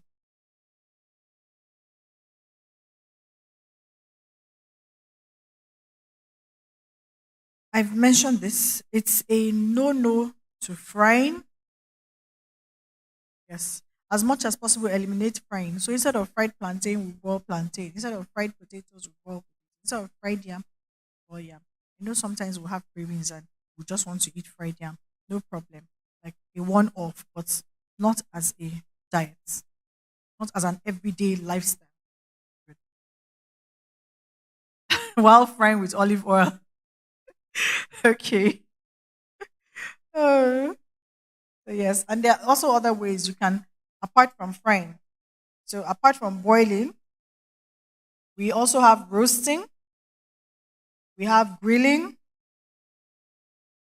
we have baking, we have smoking. So there are other ways to eat things and enjoy them. Just not every time frying. I don't know where the frying culture came from. Everything is fried foods.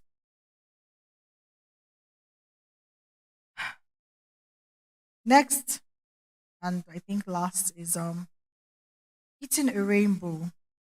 I mentioned that eating a rainbow.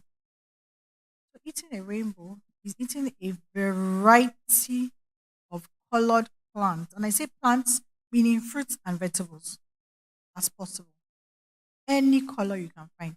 The more the color, the more the nutrient.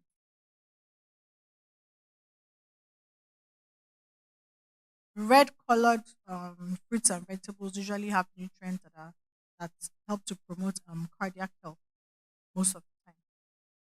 So every color actually has um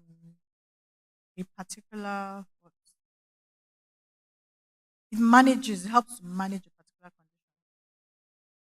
It keeps the body in a state of equilibrium at all times. So whether it's blue, purple, we have purple eggplants, we have blueberries.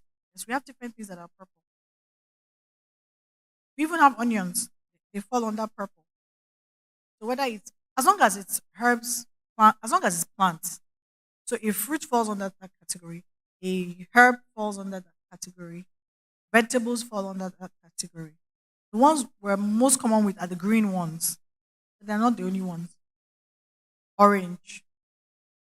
So we can find some variants of tangerine. I said some variants because we also have tangerines that are green on the outside, but they're orange on the inside. Oranges, grapefruits, English grapes, English pear.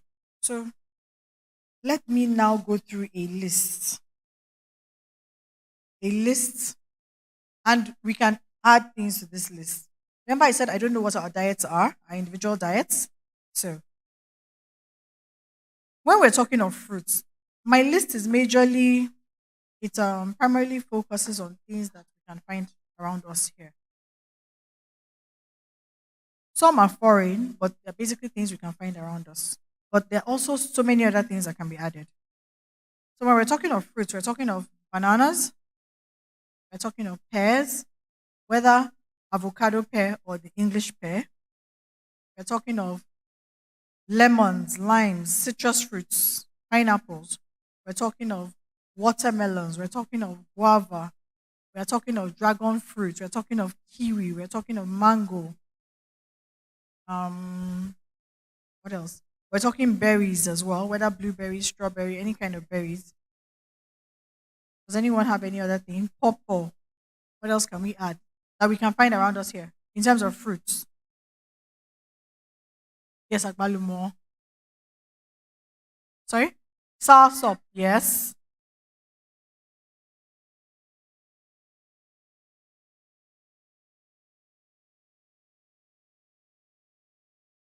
Okay, yes. There's this seed that is black on the outside. It's hairy. Is it the hairy one? But it's orange inside. Yes, exactly. What is it called? Sorry? I didn't hear you. Oh, okay. African velvet. Yes. So that's a seed. That's a healthy plant. And when it's in season, sugarcane. Someone asked me if sugarcane is healthy. So sugarcane is 100% healthy because you see, the sugar has not been extracted from it. when you eat sugarcane in its natural form, it's not just sugar you're eating. You're eating a lot of electrolytes that will balance out the sugar in your body. Yes. And nutrients that you can't even find anywhere else. That's sugarcane in its natural form.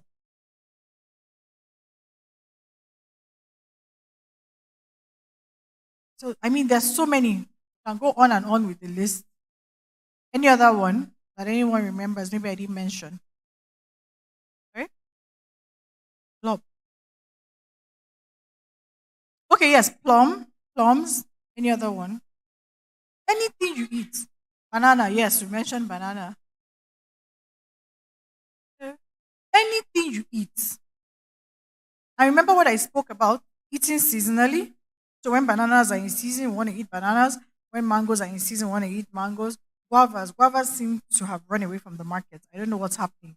But there was a time that guava was a common thing to find. So when guava is in season, you eat guavas. They are not farming it like before. Cashew fruit, the fruit itself, not cashew nuts. So the search for cashew nuts has destroyed cashew farming. Yes, they're not destroying the cashew fruit just to get the nuts. Doesn't make sense. Yes, because if they sold it to you and I, we go home with the seed as well as the fruit. And they can't possibly eat all the cashews that they take the seeds from. So they're just wasting it. It's sad, but that's the truth.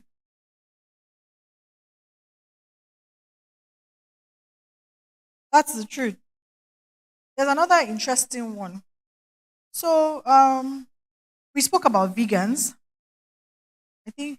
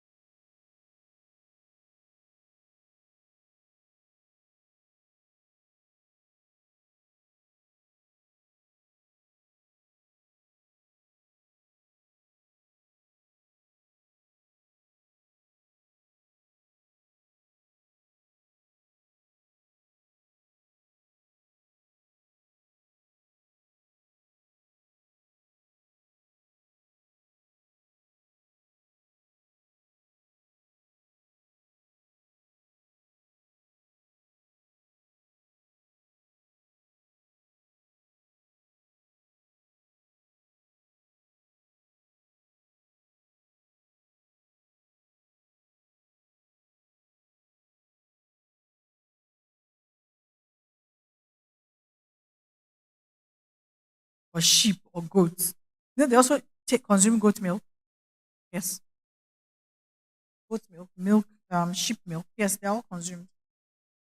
So in those days, what you have, so I used to have these northern friends who had farms, and how they drink milk. Funny enough, I never drink farms in the morning, and they actually, milk the cows that have children. They milk them on one side. They're still feeding their children, which is an ethical practice, which is fine. But that's not the way all this store bought milk is produced. And then they bring the milk, and then they put it in this large pot, and they boil it up.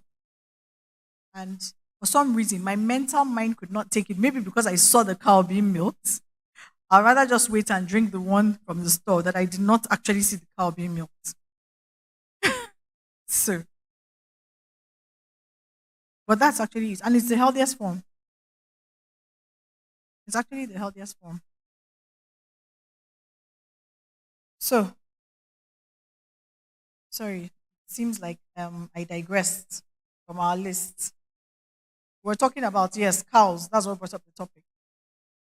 And this applies, on and on and on to different things. Just like the honey we eat. We are aware that the honey we eat, the bee also consumes that honey in order to survive. Yes. So basically, we're stealing honey from the bee, literally, and depriving it. But in the bid to make more money and exploit, they don't even care if the bee survives or not. Though they've been saying that bees will soon go extinct with the rate at which people are eating honey. In a bid to clear out of sugar. But you know the funniest thing? Honey has more calories than sugar. Where? Yes. It's just that it's healthier, but it has more calories. In terms of putting on weight, if you are eating honey compared to table sugar, you will put on that weight. If what you have used to exchange sugar is honey, you will put on the weight because honey has more calories. It's just that it has other nutrients that are beneficial to your body. So the I don't even know. The entire I don't know if it is I won't say it's the pharmaceuticals, it's the entire industry, the food industry at large. Because drugs fall under the food industry. Yeah, wait. Yes. The food industry has been so manipulated that within your limits, remember what I said, you should be able to make the healthiest choices. I can't promise you 100%. I can't guarantee anything. I'm not the farmer. I'm not the rarer. I don't even know where they got the things from. But I can say within the limits and the level of information we have, we should be able to make good and better choices. So we've discussed fruits. Let's discuss vegetables. Vegetables, for instance. So we have, oh, sorry. Let me go.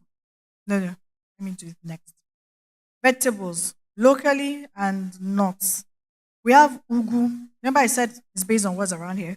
We have ugu, we have water leaf, we have green, we have shoko, we have uziza, we have utazi, we have scent leaf, we have okazi, we have bitter leaf, we have cabbage, carrots, cucumbers, green beans, lettuce, beetroot, radishes, spinach, bell peppers. The list is endless, really, when it comes to vegetables. You can go on and on and on. All these things can be used to create meals. And any meals you create from this are healthy for diabetic, someone suffering from high cholesterol, someone suffering from cardiac issues, stroke, whatever you can mention. Even somebody that's trying to get rid of obesity and trying to lose weight, 100% healthy. As long as they're eating in moderation and in the right proportion. You're not overeating, you're maintaining a healthy plate, you're eating a rainbow. As long as you're following all these guidelines, there is no way you can even fall into this problem. Have you ever seen a regular Chinese diet? They are aware that with everything, every single meal, they either have noodles or rice. It's never eliminated from the diet. They're always having noodles or rice. But what do you notice? The noodles and rice is accompanied by, like, oh my goodness, numerous amounts of vegetables, protein, and other things. How many fat Chinese people do you know?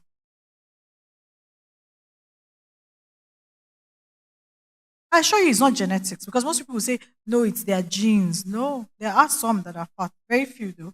But how many do we know?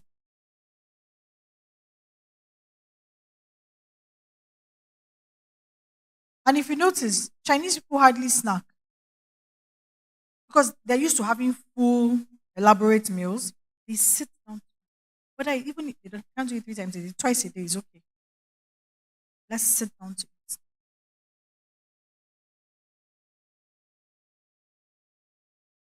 So as long as you accompany your food, like I said, 50% vegetables.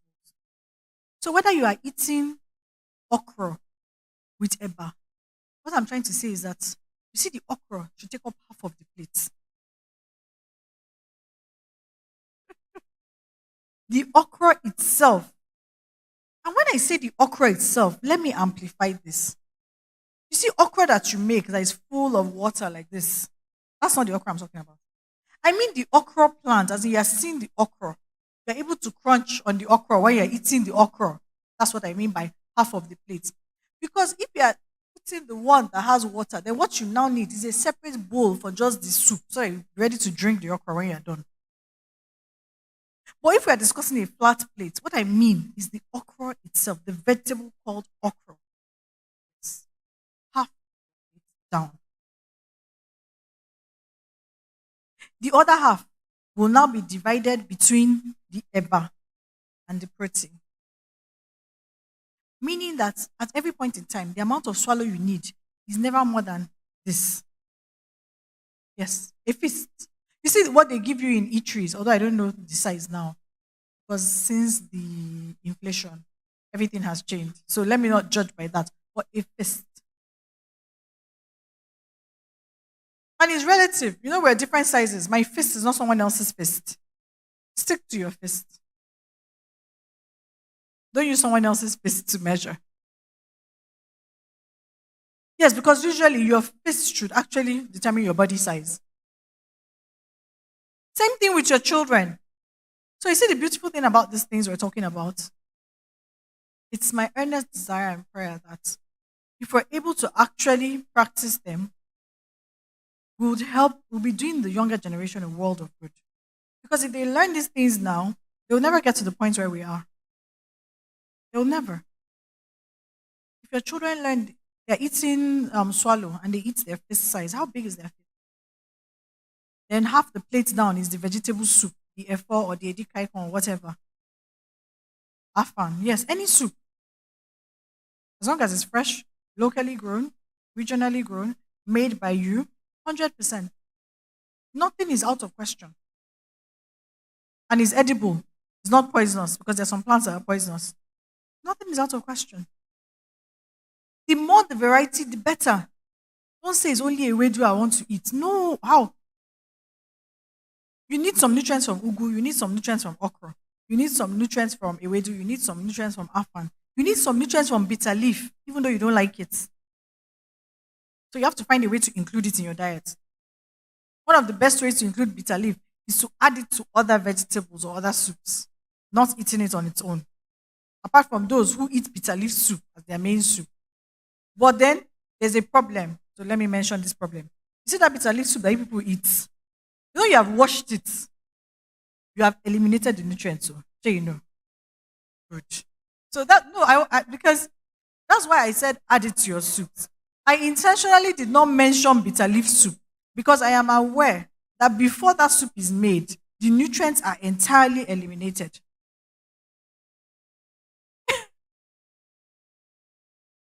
Then we now eat the chaff.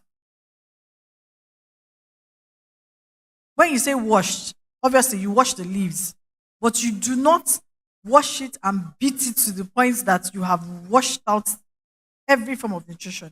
Instead, just take 1 or 2 leaves of the bitter leaf, slice it thinly, and add it to your soup.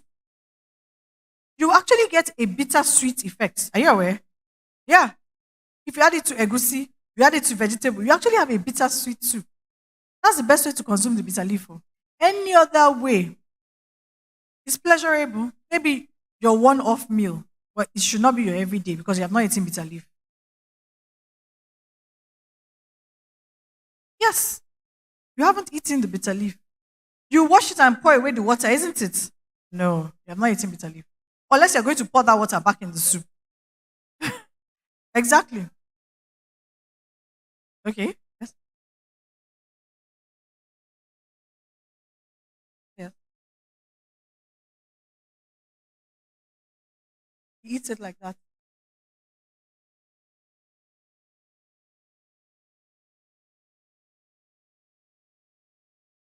In fact, I agree.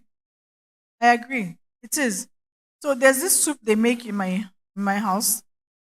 We're always averse any day my mom is making it. We call it agbo soup. You know what agbo is? So it's a vegetable soup that is made up of every vegetable you can imagine mixed together in one pot, all blended. You know the way they make black soup? Bitter leaf is there, scent leaf is there, ugu is there, uziza is there, name it is there. And she'll blend it and cook it up and boil it up and then add. Now, it's very daunting to eat it at first because the taste is not here, it's not there. It's everywhere. But eventually, if you get a hang of it, it's actually not so bad. And if you season it right with fish, with locust beans, with palm oil, with other things, it actually doesn't come out so bad. It's edible. It's not poisonous. And guess what? Because of its blended nature, it can be used to even eat rice. And I assure you, any rice you're eating with that soup is far healthier than rice and stew. Because those vegetables are going to break down the carbohydrate components in that rice that I assure you, you have no sugar left in your body after eating it. So there's so many ways. So let's move on to herbs and spices. Remember, I said as an alternative, we have I've spoken about sea salt already. So we have peppers, various kinds of peppers. We have the long peppers, we have the small peppers, we have the short peppers, we have the bell peppers. Any pepper you can think of, tatashe, shombo, bawa, rodo, chili pepper. There's a hot chili pepper, there's the green one, there's the red one, there's paprika, all sorts of peppers. All peppers are good peppers. Just take it in the quantity and moderation that you can tolerate. Another one is onions. No limit to onions. Eat them fresh, eat them cooked, just eat them. Ginger, garlic, turmeric, mustard, thyme, basil, rosemary, oregano, nutmeg, parsley, celery, bay leaves, cinnamon, cloves. These are all things you can use to season and flavor your food. Yes. No, you won't find oregano locally, but you can find rosemary locally. Yes. You won't find it locally. You probably find it in maybe Spice Supreme or something. Oregano. Really? Okay. I haven't seen oregano. Okay. Okay, I'll look out for it. I haven't seen oregano in the local market. So, and when I'm talking about these herbs and spices, I don't mean the ones that you buy in the store in containers. I'm talking about the fresh form, the fresh form of it. Now, let me rephrase. When I say the fresh form, I mean the natural form. For instance, the fresh form can also be dry. Some of them come dry, like bay leaves. Bay leaves can come fresh and they can come dry. As long as it's bay leaves, it's good.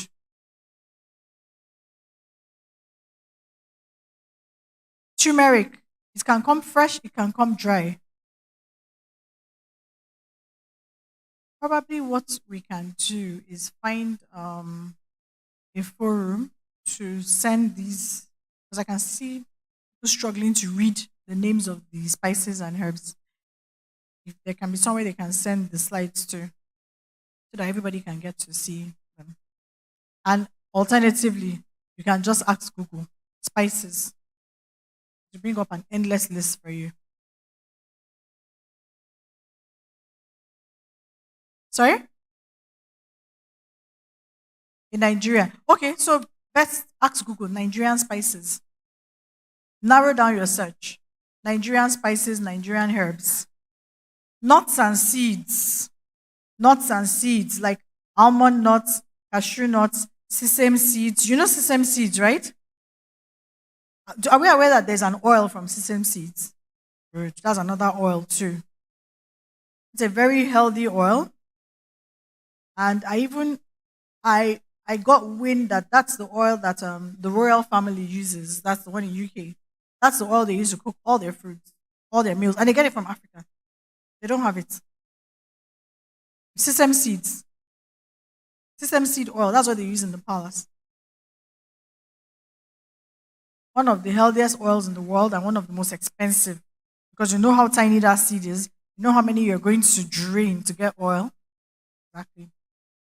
So sesame seed. We have pumpkin seeds. We have chia seeds. We have regular granules. That's peanuts. We have walnuts. We have pecans, hazelnut, pistachios. Most of these are not found here locally, but some of them are. So as many as you can get locally, 100%. Sorry. Okay, so tiger nuts. Now, you know, there's this argument about tiger nut being a nut or being a what's it called? A legume. So basically, from farming, tiger nut is considered to be like yam, cassava. Yes, when you harvest it. Yes, it has a milk, but it's considered under the category of yam or cassava. So you see, when people tell you that tiger nut is very good for diabetics, they mean the tiger nut, not the extracted milk. The extracted milk, yes, is a healthier plant milk. We can't rule that out, but not necessarily for diabetics. Because once you have extracted the milk, it has now become processed. You have lost some of the nutrients. The tiger nut itself is fine, 100%. Besides, you can't possibly chew that many tiger nuts. Your jaws will ache you. You can't. Well, not everyone can do that. The same way you talk about coconut milk extracted or in when you're eating the coconut, how many coconuts can you possibly eat without having jaw ache? You get tired. The same thing with sugar cane. How many sugar canes can you possibly chew? There's a limit. Once you're eating things in a natural form, you have already restricted your diet. If I give you watermelon juice, a gallon, and I put a whole gigantic watermelon in front of you, you can never take the two of them at the same pace. Meanwhile, you would have probably had more calories in the drink than in the fruit. And guess what? Also, less nutrients. Possibly. Yes. Because the juice has been extracted. The shaft carries half of the nutrients. They're consuming more calories, but they're consuming less nutrients. So even with that juice, will tell you go for a smoothie rather than a juice. Because a smoothie contains all the fiber. Everything is in there, intact, 100%. Juicing, yes, it's quick, it's easy, on the go, and it's a snack. But in reality, you see all these things we take smoothies, yogurt, nuts, um, juice. They're actually not meals, and they're not supposed to be taken with your meal. They're actually snacks. They're in between meals. You understand? Okay, let me explain what I mean by not to be taken. Now, if you were having a meal of fruits and yogurt, that's fine. That's okay as a meal. Probably 4 servings of fruits. When I say 4 servings of fruits, let me explain. Because when we say servings, most people assume that serve yourself what you want. No. An average of a serving is a cup of that thing. Who bakes around here? Does anyone bake? Do you know what measuring cups are? So measuring cups, you see that one cup? That's the average of a serving. So when they're telling you eat swallow, not more than 1 cup, that's what they mean. Which, if you notice, by the time you turn that swallow, it will be more than your fist. When they are telling you eat tangerine, 1 serving, they mean 1 tangerine. When they say a serving of mango, on the average, it might be 2 mangoes, depending on the size of the seed in the mango. You know, sometimes the seed might be bigger than, might be more than the flesh. It can be 2 mangoes, it might be 1 mango. But what they are saying is mango flesh that will fill up, see that cup. That cup is no higher than this, and it's no wider than this. So it's actually a small cup. If I want to quantify it, I would say it's 250 ml in size, yes. 250 ml. That's the size of the cup. Yes, 25 cl, 250 ml. So imagine you want to slice up mangoes and fill them in a 25 cl bottle. That's 1 serving. Nothing more than that. So let's say you now want to have fruits with yogurt as a meal. That's fine. So you have maybe 2 servings of fruit, or one, depending on you, 1 serving of fruit. Maybe you want to have 2 servings of fruit and a serving of nuts. When they say a serving of nuts, what they mean is that nuts that won't fill more than your hand. Now, let me explain that. So when I say nuts that won't fill more than your hand, I don't mean that you should hip your hand with the nuts. No. Nuts that you can actually carry around in your hand, meaning that you must be able to clasp your hand over the nuts and walk around with it. So you know that there's an amount, there's a level you're going to pour nuts in your hand that even if you clasp your hand, you'll be pouring out from the edges and falling out. That is more than a serving. So when I say a serving of nuts, I really mean what you pour in your hand and clasp. Then you now pour it into your bowl. That's how to measure 1 serving of nuts. Not the entire bottle of granuts. No, that's not a snack anymore. That's a meal. Yes, that's a full meal. Because they are okay, yes. If you eat a bottle of granuts and you now drink water, good. And you agree that you're okay. Oh.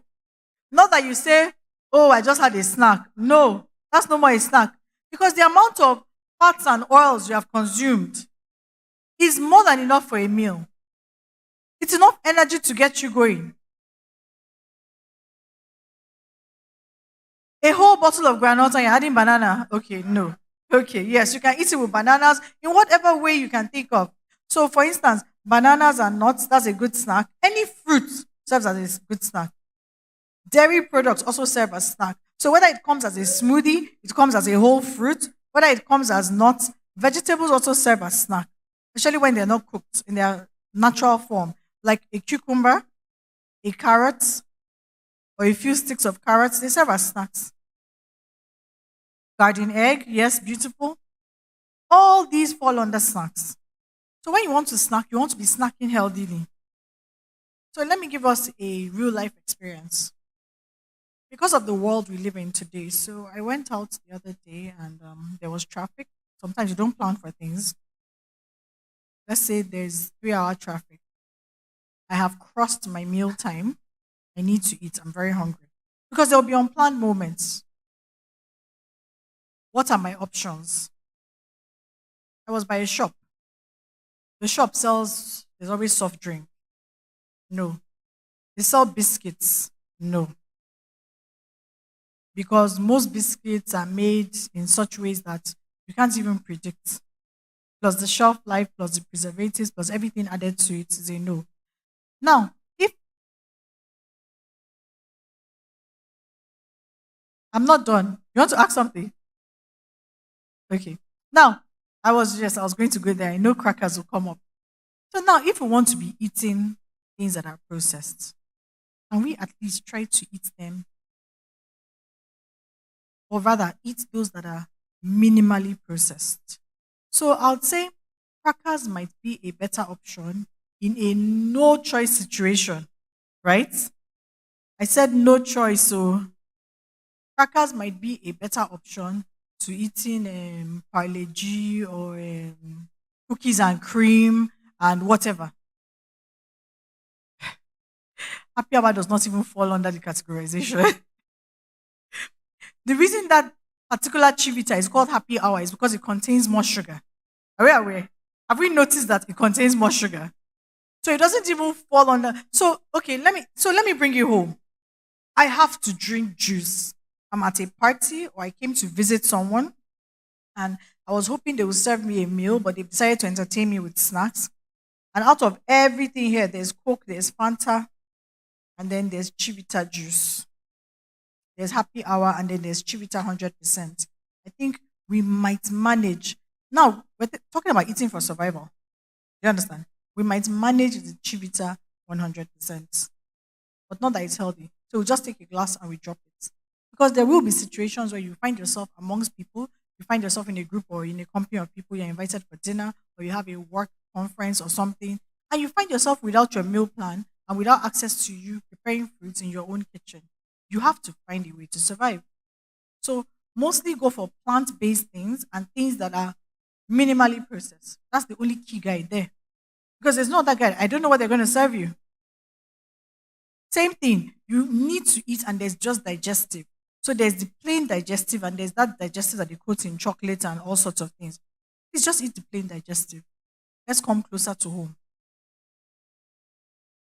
Now, this is surviving in the world that we find ourselves in. But it is not the option for healthy living.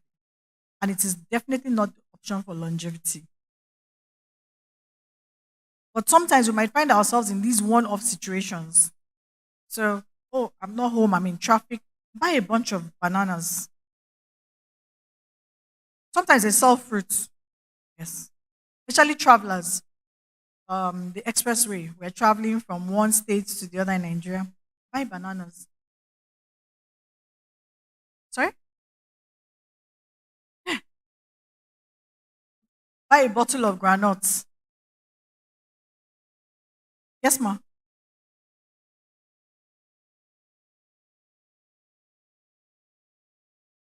Okay, yes. So now you see your extracted juice, even though it is natural.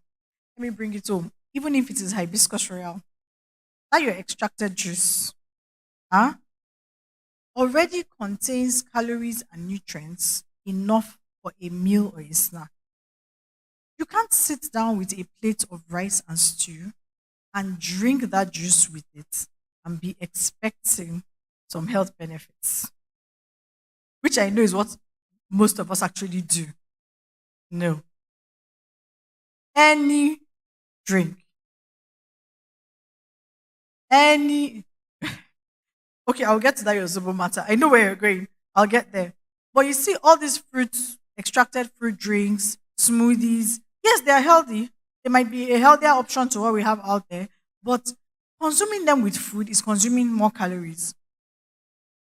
So there is a tendency for weight gain. So rather than consuming them with food, take them as in between snacks when you're busy and you can't eat. So grab a bottle of juice, grab a bottle of tiger nut milk, grab a bottle of kunu, grab a bottle of zobo, grab a bottle of watermelon, pineapple. Your body will be nourished enough to carry on whatever you're doing. Not that you sit down on pounded jam and egusi and then drink tiger nut milk on top. Ah, no. You've overeaten. You have gone above and beyond. Yes. So that's the thing. 100% most times with our meals is best to drink water because our meals already contain a complex of nutrients in them that the body will struggle to process. Your body is already struggling with that. Don't add more. Don't add more work for the body. So in between the day, oh, I'm busy, there's no time. Sure. Have a bottle of yogurt. Sure.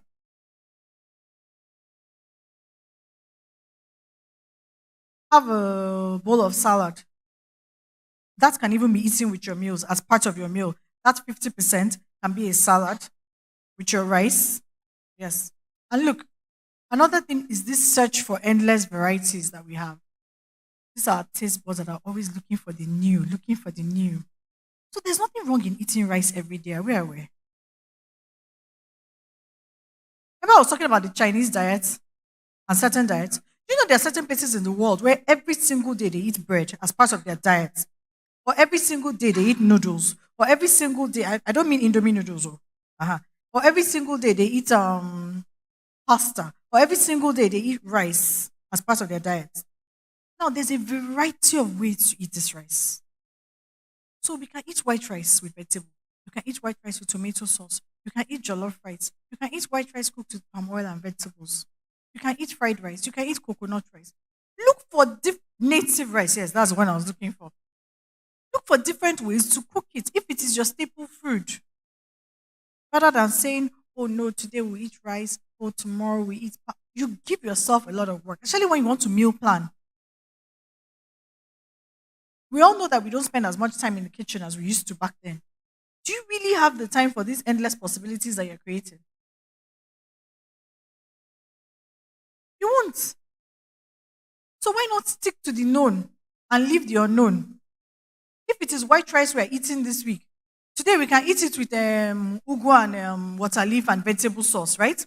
Tomorrow we can eat the same white rice with stir fried cabbages. And when I say stir fried, I don't mean in an abundance of oil, by the way, or steamed vegetables with cabbages and carrots and runner beans. Do you understand? Another day we can eat it with a lot of tomato sauce. So many ways to eat it. Why this endless? Oh, let's search for the new. Let's search for the new. We are always bored and tired with the known. That's one of the reasons why we have this crisis, our health crisis. Always searching for the new, always exploring. We explore with everything. So the exploration, there's nothing wrong in it, but we can also limit it. And like I said, if we're limiting it to what is seasonal, it's already given.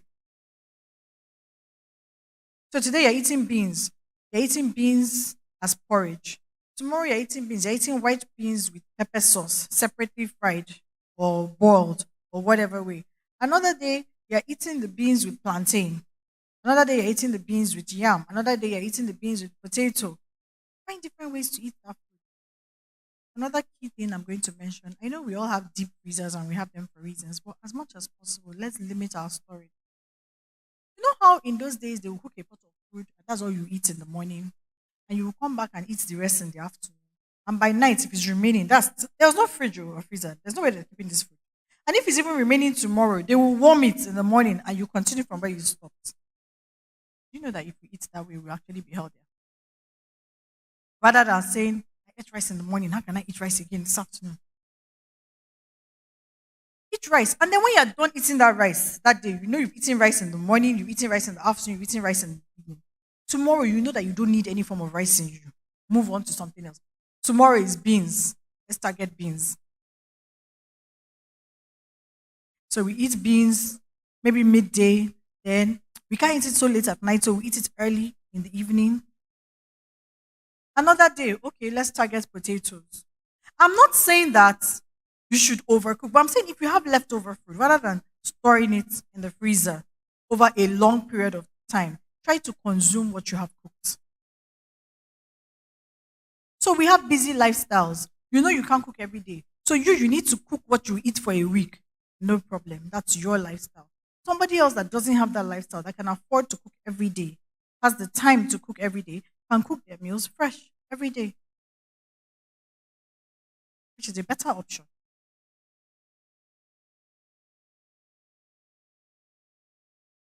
And that's why there's so many dynamics in creating a meal plan or something for someone, because you need to know, okay, what's your everyday like? What are the things you eat mostly in your home, in your family? Because, creating a meal plan for one individual when there are other people in your home also sometimes doesn't work. After a while, some people get tired of cooking two meals. Some people don't even have the time. So creating a meal plan around what everyone can eat makes it better and easier. So, oh, on certain days we eat foods that are rich in this. On certain days we eat foods that are rich in that, and it works out for everyone. But like I said, 50% vegetables, fruits can be included as well. So whether it is the English salad, or it is our local vegetable, or if it is afan, or it is a dikaikon, or it is a foriro, just make sure it's 50%. Hardly anyone can go wrong on such a diet. You, you hardly fall sick.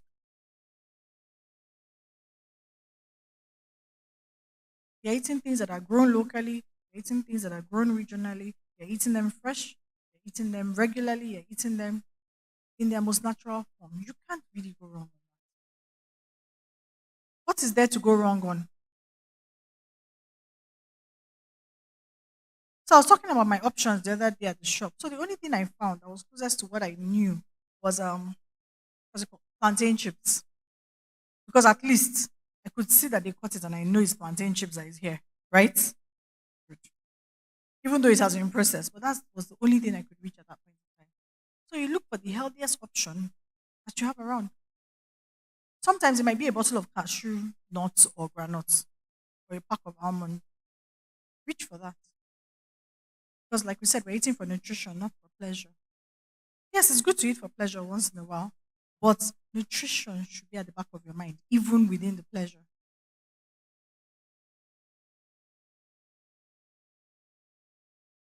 And everything we have around us is good. So let me come home a bit to this matter. Now, we said all fruits are good, all fruits are healthy. Now, for those managing particular conditions, I'll break it. So now we want to make a choice of healthy fruits, and we have a diabetic. Definitely, someone who is diabetic will not want to eat mangoes or pineapples as much as someone who isn't. Not that there's anything wrong with the pineapple or mango, but already your taste bud has told you. You don't need any experiments that this fruit is more sugary than this fruit. So maybe, oh, I ate one mango, but I won't eat mango again for the rest of the week. Control yourself. You know what you're watching for. For someone who has cholesterol, high cholesterol already, the person doesn't need to be told that, oh, you shouldn't be eating fried fish or fried chicken. We're trying to make healthy meal options. And as a matter of fact, you should even try to avoid stuff like catfish or even Titus fish. You're already watching cholesterol. No, we're talking about diets and meal plans for people with particular conditions now. Not that there's anything wrong with the Titus fish. It's good, it has omega 3. But at this point in time, this is what you're watching. So why are you trying to still eat it when you know it's a very oily one? And you shouldn't be boiling anything or sorry, frying anything in any form. All your foods boiled or roasted, like I said, or baked or grilled or smoked. So you already know what you're watching out for. And you know the culprits. There's no special, it's not a special mathematics. So everybody in the house wants to eat plantain. They're frying their own. Better boil yours. Everybody wants to make fried egg sauce. And you know that the way they're going to fry that their egg sauce, oil will be dripping out of it like this. So please fry your own. Get your herbs, get your spices, get your vegetables. Put 1 teaspoon of oil. Guess what? Do you know that once you've activated the frying process, if you still want to eat the fried egg, with 1 spoon of oil, the rest of the egg will gladly cook with water. Yeah, way. I just pour water in the egg and the egg will cook up like normal fried egg. So you don't have to do what everybody else is doing. We already know we're watching this. So while others are having regular sweetened yogurt, you know you're diabetic. You should be having unsweetened yogurt.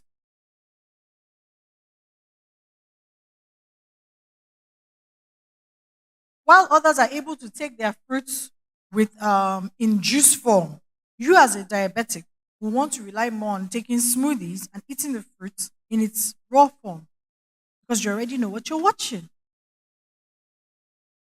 So sometimes it's like everybody just wants to be told all this, and we all want to be, what would I call it, monitored. But there's really no need for that monitoring. I find out most times everybody actually knows what is right and what's not right.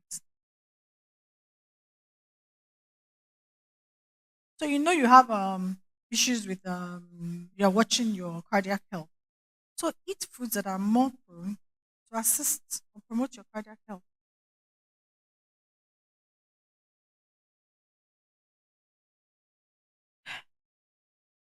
So I think with all these, okay, the only thing I didn't mention, I think grains and legumes, we know that. So rice, beans, maize, wheat, especially the ones we have here, millets, barley. We use most of our barley here to produce beer, though. Oats, and many more. Grains and legumes that are found here locally. Staple to you in season, aim for it. Good to go.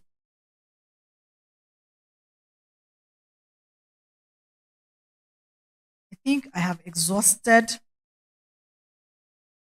my time and I think I have covered most of the things required.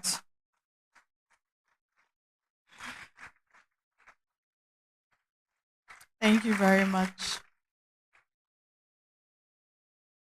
Just is there a microphone? Because Tyre had a question.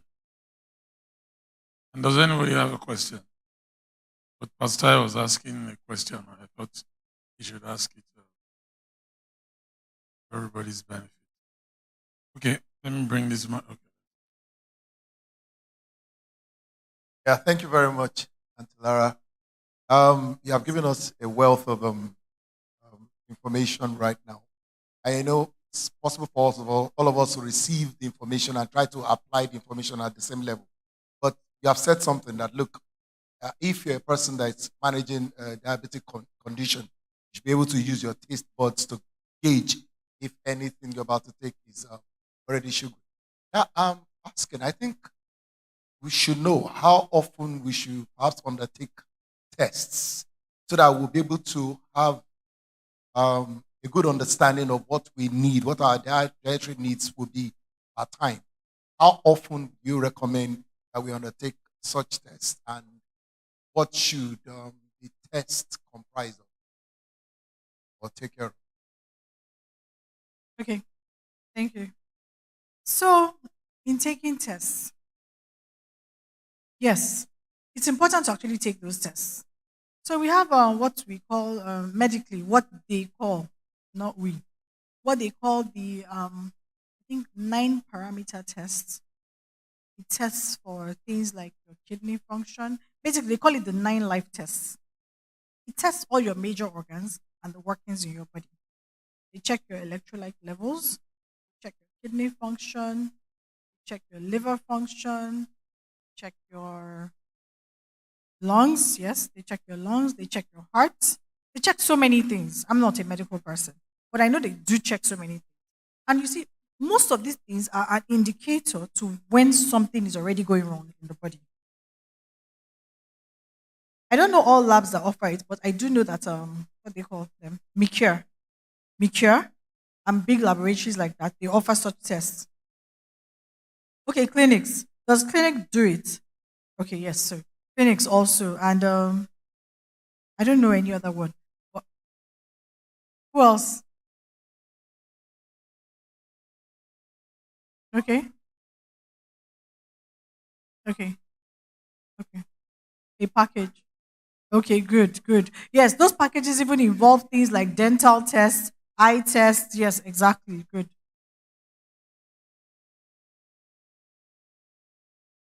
Oh, okay. Oh, they do it here. Oh, really? Okay.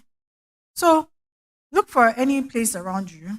Now, if you don't have any health issues previously or prior to that time, I think once a year is good enough to run an all-round health test. But when you are managing certain conditions, I think you require going back more often than that. Because I think the body will take an average of 3 to 6 months to stabilize itself when you're using natural methods. No, it's not as fast as medicine. An average of 3, it all depends on the individual. It also depends on your consistency. It depends on so many things. An average of 3 to 6 months is what the body will take. Even if it was trying to reverse a medical condition, what will happen is when you go back for another test, you should see an improvement, even if not an elimination. That now tells you that, oh, okay, my cholesterol level has gone down, or my sugar level has gone down. Let me keep doing what I'm doing. Let me maintain. Um, let me maintain this to get to where I'm going. So I think 3 months is not a bad time, but not more than 6 months. Does that answer your question? Okay. 3 to 6 months, not more than 6 months. You shouldn't wait more than 6 months because medically, a lot can also go wrong in 6 whole months, especially if you're not doing the right thing. Or if you've gone back after 3 months, you've checked and you're on track, you're already seeing a progress report, then you can say, okay, let me wait for 6 months. Maybe I'll see a better one. Any other questions? Okay.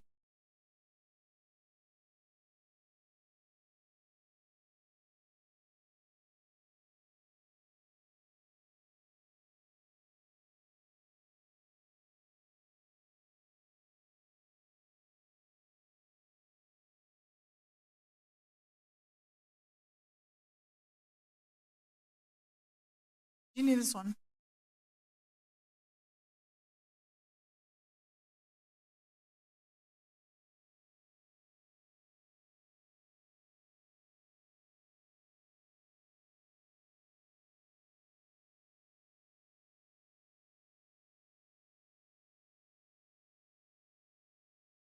Thank you. I want to appreciate you for and grateful that I came today. Some of these things you take for granted, thinking that I've survived this far and survived the many days. I want to ask questions concerning drinks. What kind of healthy drinks should be included as a habit in our meals? Remember, you talked about drinking water before and after meal. And looking at the example from the blue zones you highlighted, I've known and worked with some of them. You see them eat. It's a common habit. All these things are considered in their food, vegetables and all that. And drink. Water in most cases is not included. They drink water, but not when they eat. So what kind of healthy drinks can we inculcate, meals?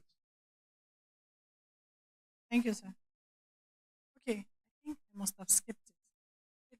That topic here. Okay. Healthy drinks. Yes. Aside to water. Like I said, while eating, as part of your meal. Okay. So I'll say this: taking drinks during your meal is eating for pleasure. There is no right or wrong to it in reality, but it's eating for pleasure because you might not need that extra nutrient from those drinks. Because remember, you're supposed to be drinking things that have nutrients in them. You're not just supposed to be taking non-calorie drinks or zero-calorie drinks. Now, when you're now talking of taking drinks for nutrition, I'll give you examples. When you wake up in the morning, it's good to have a cup of tea. Let me rephrase what I mean by tea. So I don't necessarily mean tea with milk and sugar or honey. No. I mean more of things like herbal infusions, herbal teas, or natural teas. So, for instance, you can take black tea in its natural form because it's an antioxidant. But better still, something like green tea. Another one would be hibiscus tea. Remember, I said I was going to come back to that. Yes.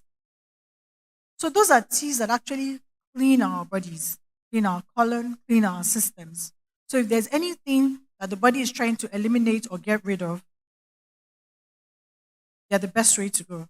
And they're best taken first thing in the morning and last thing at night. So from everything I've eaten today, if there's anything my body is struggling or finding it hard to digest or ease, they also help us with our sleep patterns. So you find them saying things like take chamomile tea. There are so many, there's no limit. Mint tea, lemon tea, I could go on. As long as the tea is made from a herb, a plant, a fruit, it's good to go. So tea is generally acceptable. Now, as for taking drinks, It's not actually always advisable, but definitely when people are eating for pleasure, I mean, if we went out as a family and went out for dinner, there's no way we would probably not order drinks. It's almost impossible to say, oh, we're eating healthy, so we'll just have water. No, somebody will want something, maybe juice or something. So if you do want to take drinks, we can take drinks in their most natural form, like I said. That's fruit drinks, fruit juice, not necessarily the packaged or processed ones, the natural ones. They sell them in almost all restaurants now. I'm sorry, I mean big restaurants. Let me rephrase that. But even in places like Mega Chicken and the rest of them, I see them have all these natural fruit drinks.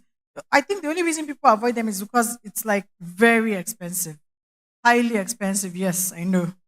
They sell a bottle like 3,000 or something, something like that. Sorry, a cup. Oh, okay, sorry. They sell a cup, 3,000 or something. Yes, I'm aware. And that's because they know that the content in that glass is far healthier to you than anything you buy in a whole carton. You can't buy a carton of Chivita for 3,000 now. Why? Sorry, I keep saying that.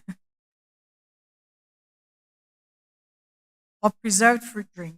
So, yes, another one is like we said, we were talking about the blue zone. So, they do wine once in a while, yes, especially in the evenings with their meal. They have a glass of wine or a glass of grapefruit. You know, this non alcoholic grapefruit, the ones that are not made with a lot of processing and preservatives, they're also very good and very healthy.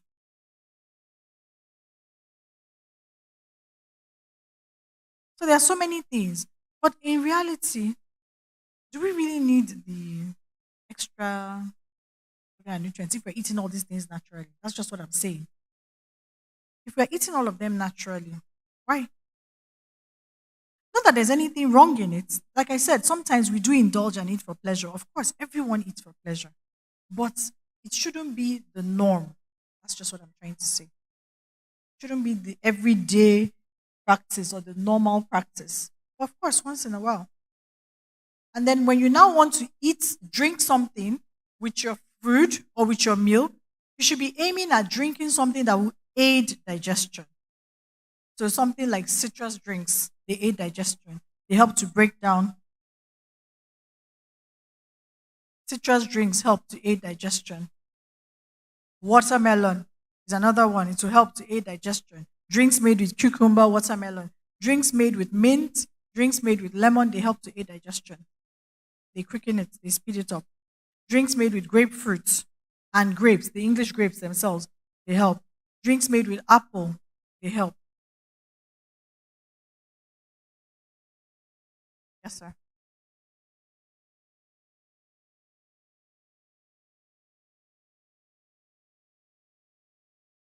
Well done. I have two questions. One, is there a particular kind of food you take for breakfast? Why I ask is my normal breakfast for years bread was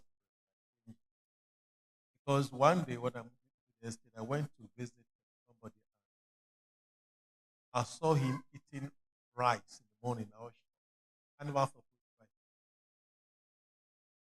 So is there because now I can take swallow for breakfast. I don't know if it's wrong. That's number one. Is there a particular meal for breakfast? Secondly, my where I work, I could close pretty late. I hardly eat outside. So I take breakfast at home, at the office, maybe take some what I may call a snack. Come back home, I'm hungry at about 10 p.m. I'm hungry. I ask for food. So sometimes I can take swallow, I can take porridge, jam porridge, really bad. But there's some days, even after eating at about 6 p.m., 10 p.m., 11 p.m., I'm hungry. Not water. And I eat food. Sometimes and I sleep really well after the meal. I wake up strong. Thank you. Okay. Thank you very much. So you see, part of this is also part of the reason why I said creating a meal plan for someone will be quite difficult when you don't know the person's lifestyle. Now, different things work for different and for different reasons also. There is no right or wrong with any meal, but you need to work out your meal based on your schedule. Now, I'd say the heaviest meals, going by the natural now, should be eaten during the day, meaning breakfast and lunch. Your heaviest meals. There's nothing wrong. The reason why most people have a light breakfast is because of the activity level and the time. So you know the body's natural response after eating is actually to sleep, which is why you said you eat very well and you sleep very well at night. You wake up strong. That's the body's natural response after eating. So imagine you waking up and eating a bound soup and you're going to school and you send your child to school. That child is going to sleep. You won't hear anything the teacher is saying throughout the morning period. And there's nothing wrong with that. He hasn't done anything wrong. It was simply because of the diet he had in the morning. So the reason why most of us or the world pattern has changed to making breakfast light is because of the busyness. Everybody has assumed that, oh, I need to be up and doing during the day. I have so many things. I have targets. I have meetings. I can't be lazing around and tired early in the morning. That's really why we have this new breakfast culture that they say we should all be eating cereals. But it's not always correct. It doesn't work that way for everyone. So if your schedule permits you to eat something heavy in the morning, please by all means go ahead and eat it. Just eat it in the right proportion. Yes, if your schedule permits it. And you can even have different schedules on different days. There are days where you leave the house in the morning early, and there are days that you don't actually leave home early. So you work based on what is going on around you. As for eating late at night, in all honesty, eating late, it's not too good. But if that is what your lifestyle permits, at least be as healthy as possible when you're eating those meals. It just eases your digestive system. What happens is that your digestive system doesn't go into a state of falling between, oh, we need to sleep. There's a total shutdown. And oh, we need to digest this food. Most people that eat late, what happens is that they sleep just shortly after eating. That's where the problem is. The problem is not that we're eating late. The problem is you just ate pounded yam at 10 p.m. and you're going to sleep at 10:30. How? What do you think is going to happen to the pounded yam in your stomach right now? It's going to sleep. Oh, okay. So that's the problem. The pounded yam will not be sleeping. Meanwhile, because you are sleeping, your brain is in a state of confusion. There's a dilemma going on in your body. Are we to digest this? Are we to sleep? What are we doing here right now? So, if your body tries, believe you me, if your body goes into full active digestion while you are sleeping, you will not sleep well. If your body enters a state of full active digestion while you are sleeping, you will not sleep well. Maybe those kind of nights you wake up with bad dreams, or you just find yourself going in and out of the bathroom for no reason, or just be having sleep disorders. Yes, it's natural response of the body. Nothing is wrong with you. You're not sick. You don't have insomnia, but you're eating late. So you have created the insomnia. Is that? Yes. So now we have to eat late because we are hungry and we didn't really get to eat during the day. So what's the response? Okay, so when we get back, let's look for things that our body can digest quicker. That'll be the most natural response. The body can digest quicker. And also intentionally give some time before we go to bed.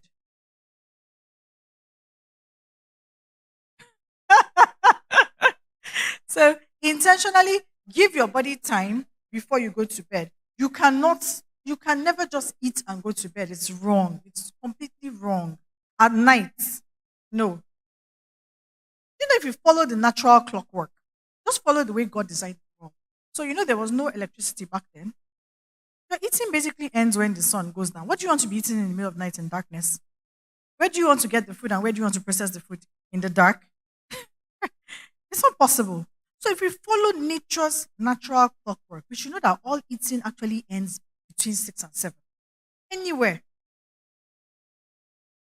That's if we follow nature's natural clockwork, like I said. But since we're not longer following nature's natural clockwork, we're not looking for ways that, okay, let's accommodate all these differences in between our today's lifestyle, our modern ways. So, for instance, don't eat pounded yam late at night. Don't eat heavy carbohydrates.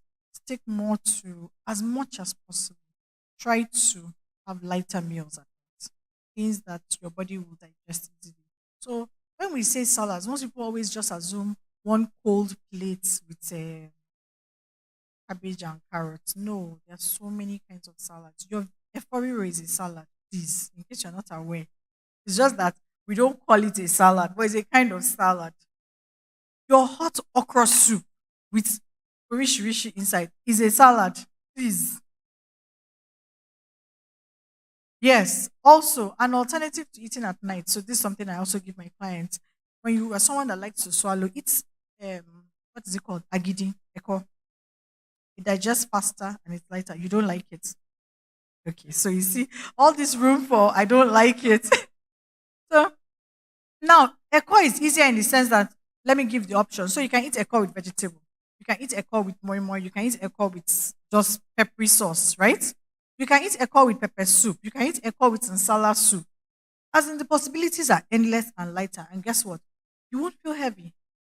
And you'll be able to go to bed sooner than if you had pounded yam with those same things. That's just the difference. Sorry. Okay, let me also mention this. So also, a lot of our fermented fruits are actually very healthy. Sorry, let me just say these two things. A lot of our fermented fruits are actually very healthy. I know that the modern ways have made us push them out, but they're actually far more healthier. So you see what we're looking for in yogurt, probiotics, we can find them in all our own locally fermented fruits, whether it is pap, whether it is kunu, millet. Do you understand? You can find them in our own local produce. You don't always have to go outside what is available. We can actually find these things in our local produce. So it's an option. Also, these things I mentioned, like pap, millet, they are also part of cereals. Oh. It's just that Oyinbo did not put it in a box and call it cereal for you. So they're cereals. Corn, anything made from corn. It's that same corn that they used to make cornflakes, isn't it? Good. So if you use it to make pap, it's still a cereal. Even though your children might not like to hear it. But it is. Quaker oats. Ah, they're all cereals. Sorry. Yes. Praise the Lord. Yes. Okay. Okay. Um, thank you very much.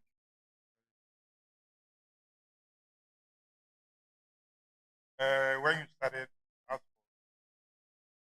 for that kind Oh of testimony. yes. Yes.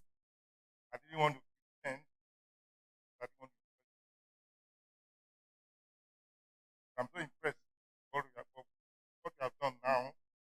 I would rather give money. Rather Okay. give Oh, that okay. question. Okay. I can tell you from the last lecture we had, Okay. when you were said on different kind of Nutrition. nutrition after work, Mhm. you are like, nice to time, and I've eliminated eating after that. The problem earlier was more of either because I'm someone or or I think we were eventually I maintain the diet or whenever I eat salad. I can tell you I eat salad sometimes as late as 1:30.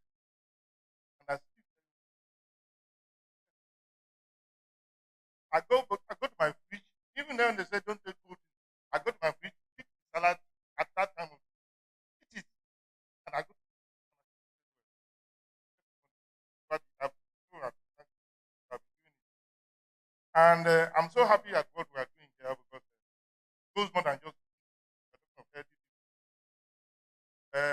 thank God our pastor has brought it. In your lecture about food, you mentioned psychology. I had a lot of stress.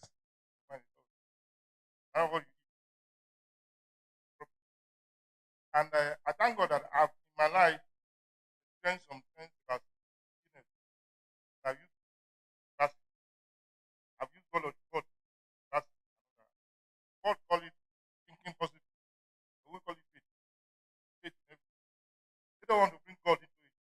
Don't want to use it that. But positive. You also think things are right with you. Chances are that you are going to do well. And I can give an experience when I just started business for contract. I used to NFBI. I go with a man who is a lot more complete than me. Was trying to, and every time we are living there, around the area, I would say I'm hungry. Because we work from morning to afternoon. I would say I'm hungry. All the nearest I buy food. I did it third time. And I said, why are you always hungry? So and I wondered that is there anything wrong with being hungry? But I found out that he doesn't get hungry. He's not just saying why are you always hungry. He doesn't get hungry. His mind is not on food. He has other things occupying him. So as for food, he has jettisoned whenever he gets food. Whether because his wife will asking me, he has eaten outside or whatever it is, he has concealed it to when he gets food. Whenever he gets food. So all those eating food on the way and buying those food. And so when I went and said I'm hungry, he wondered why he's hungry. Not, then the word of God, which Pastor was, I've also used it many times to balance those stress.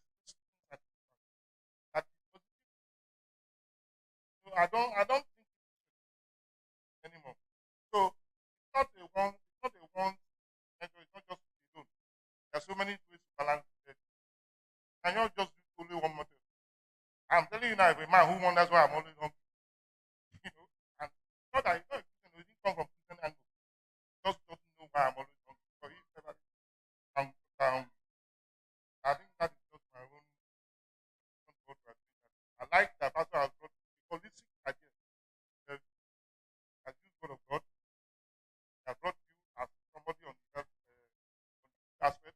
There are so many aspects like time. But I know that we need all these things to go one way. Thank you very much, sir. Thank you so much. That feedback was, yes, our time is up. Thank you very much, everyone. I hope we've been able to cover enough. Are you clapping, thinking of clapping, or actually clapping? Thank you very much. Thank you very much. Thanks, Lara. You can write the question down and pass it on to Pastor Omo after the meeting. I'm going to combine the tomorrow's service. We're going to have Lara take about a couple of minutes to say some things for Pastor Matthew or after Pastor Matthew, somewhere in the service. But tomorrow is going to be a combination of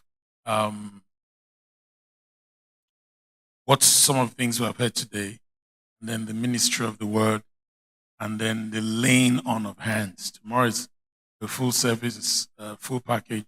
It's going to be a great time. We look forward to it. We have to close now because I have another appointment the next hour. So let's thank God. Let's thank God. Let's thank God. Let's thank God for what we've heard, what we have received. It is the will of God that you and I are healthy. He is our health. Jehovah Rapha, Yahweh Rapha. That's what we've been taught. Yahweh Rapha. Yahweh is your health. Yahweh is your health. It is God Almighty that has made it possible at this time for us to hear these things. Do not take it for granted. Don't let the devil, don't let Satan deceive you, lie to you. No, it is God Almighty that has made this information possible for us to hear at this time. And it is because we need it. All of us need it. All of us. All of us need it. So we're grateful to you, Lord, and we're thankful, and we honor you, and we glorify you. And we commit ourselves to be doers of the things we have heard, for it is the doer that is blessed. Thank you. Be glorified. In Jesus' matchless name. And everyone say amen. All right, brethren, have a lovely day. Thanks for coming around. I hope that when we choose to do something like this again, you will come. I hope it's been a blessing. God bless you.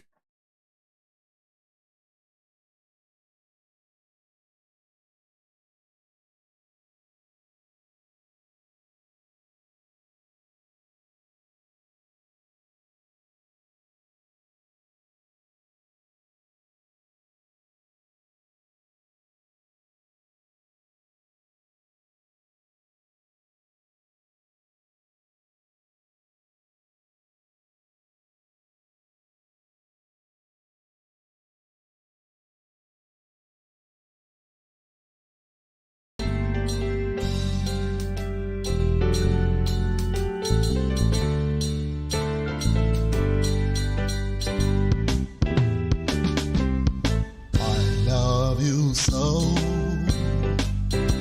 with the love of the Lord. I want you to know in the Lord we are one. We'll be together with Jesus forever. So take my hand, together we'll stand in the love of the Lord. I love you so with the love of the Lord. I want you to know in the Lord we are one.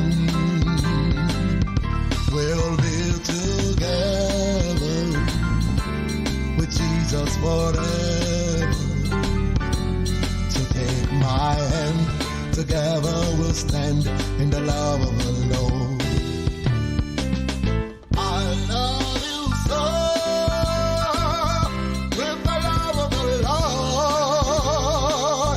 I want you to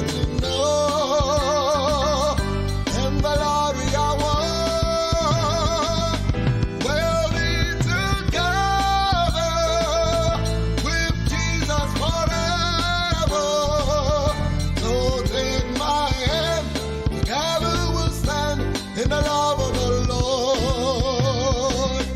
So take my hand, together we'll stand in the love of the Lord. So take my hand, together we'll stand in the love of the Lord. So take my hand, together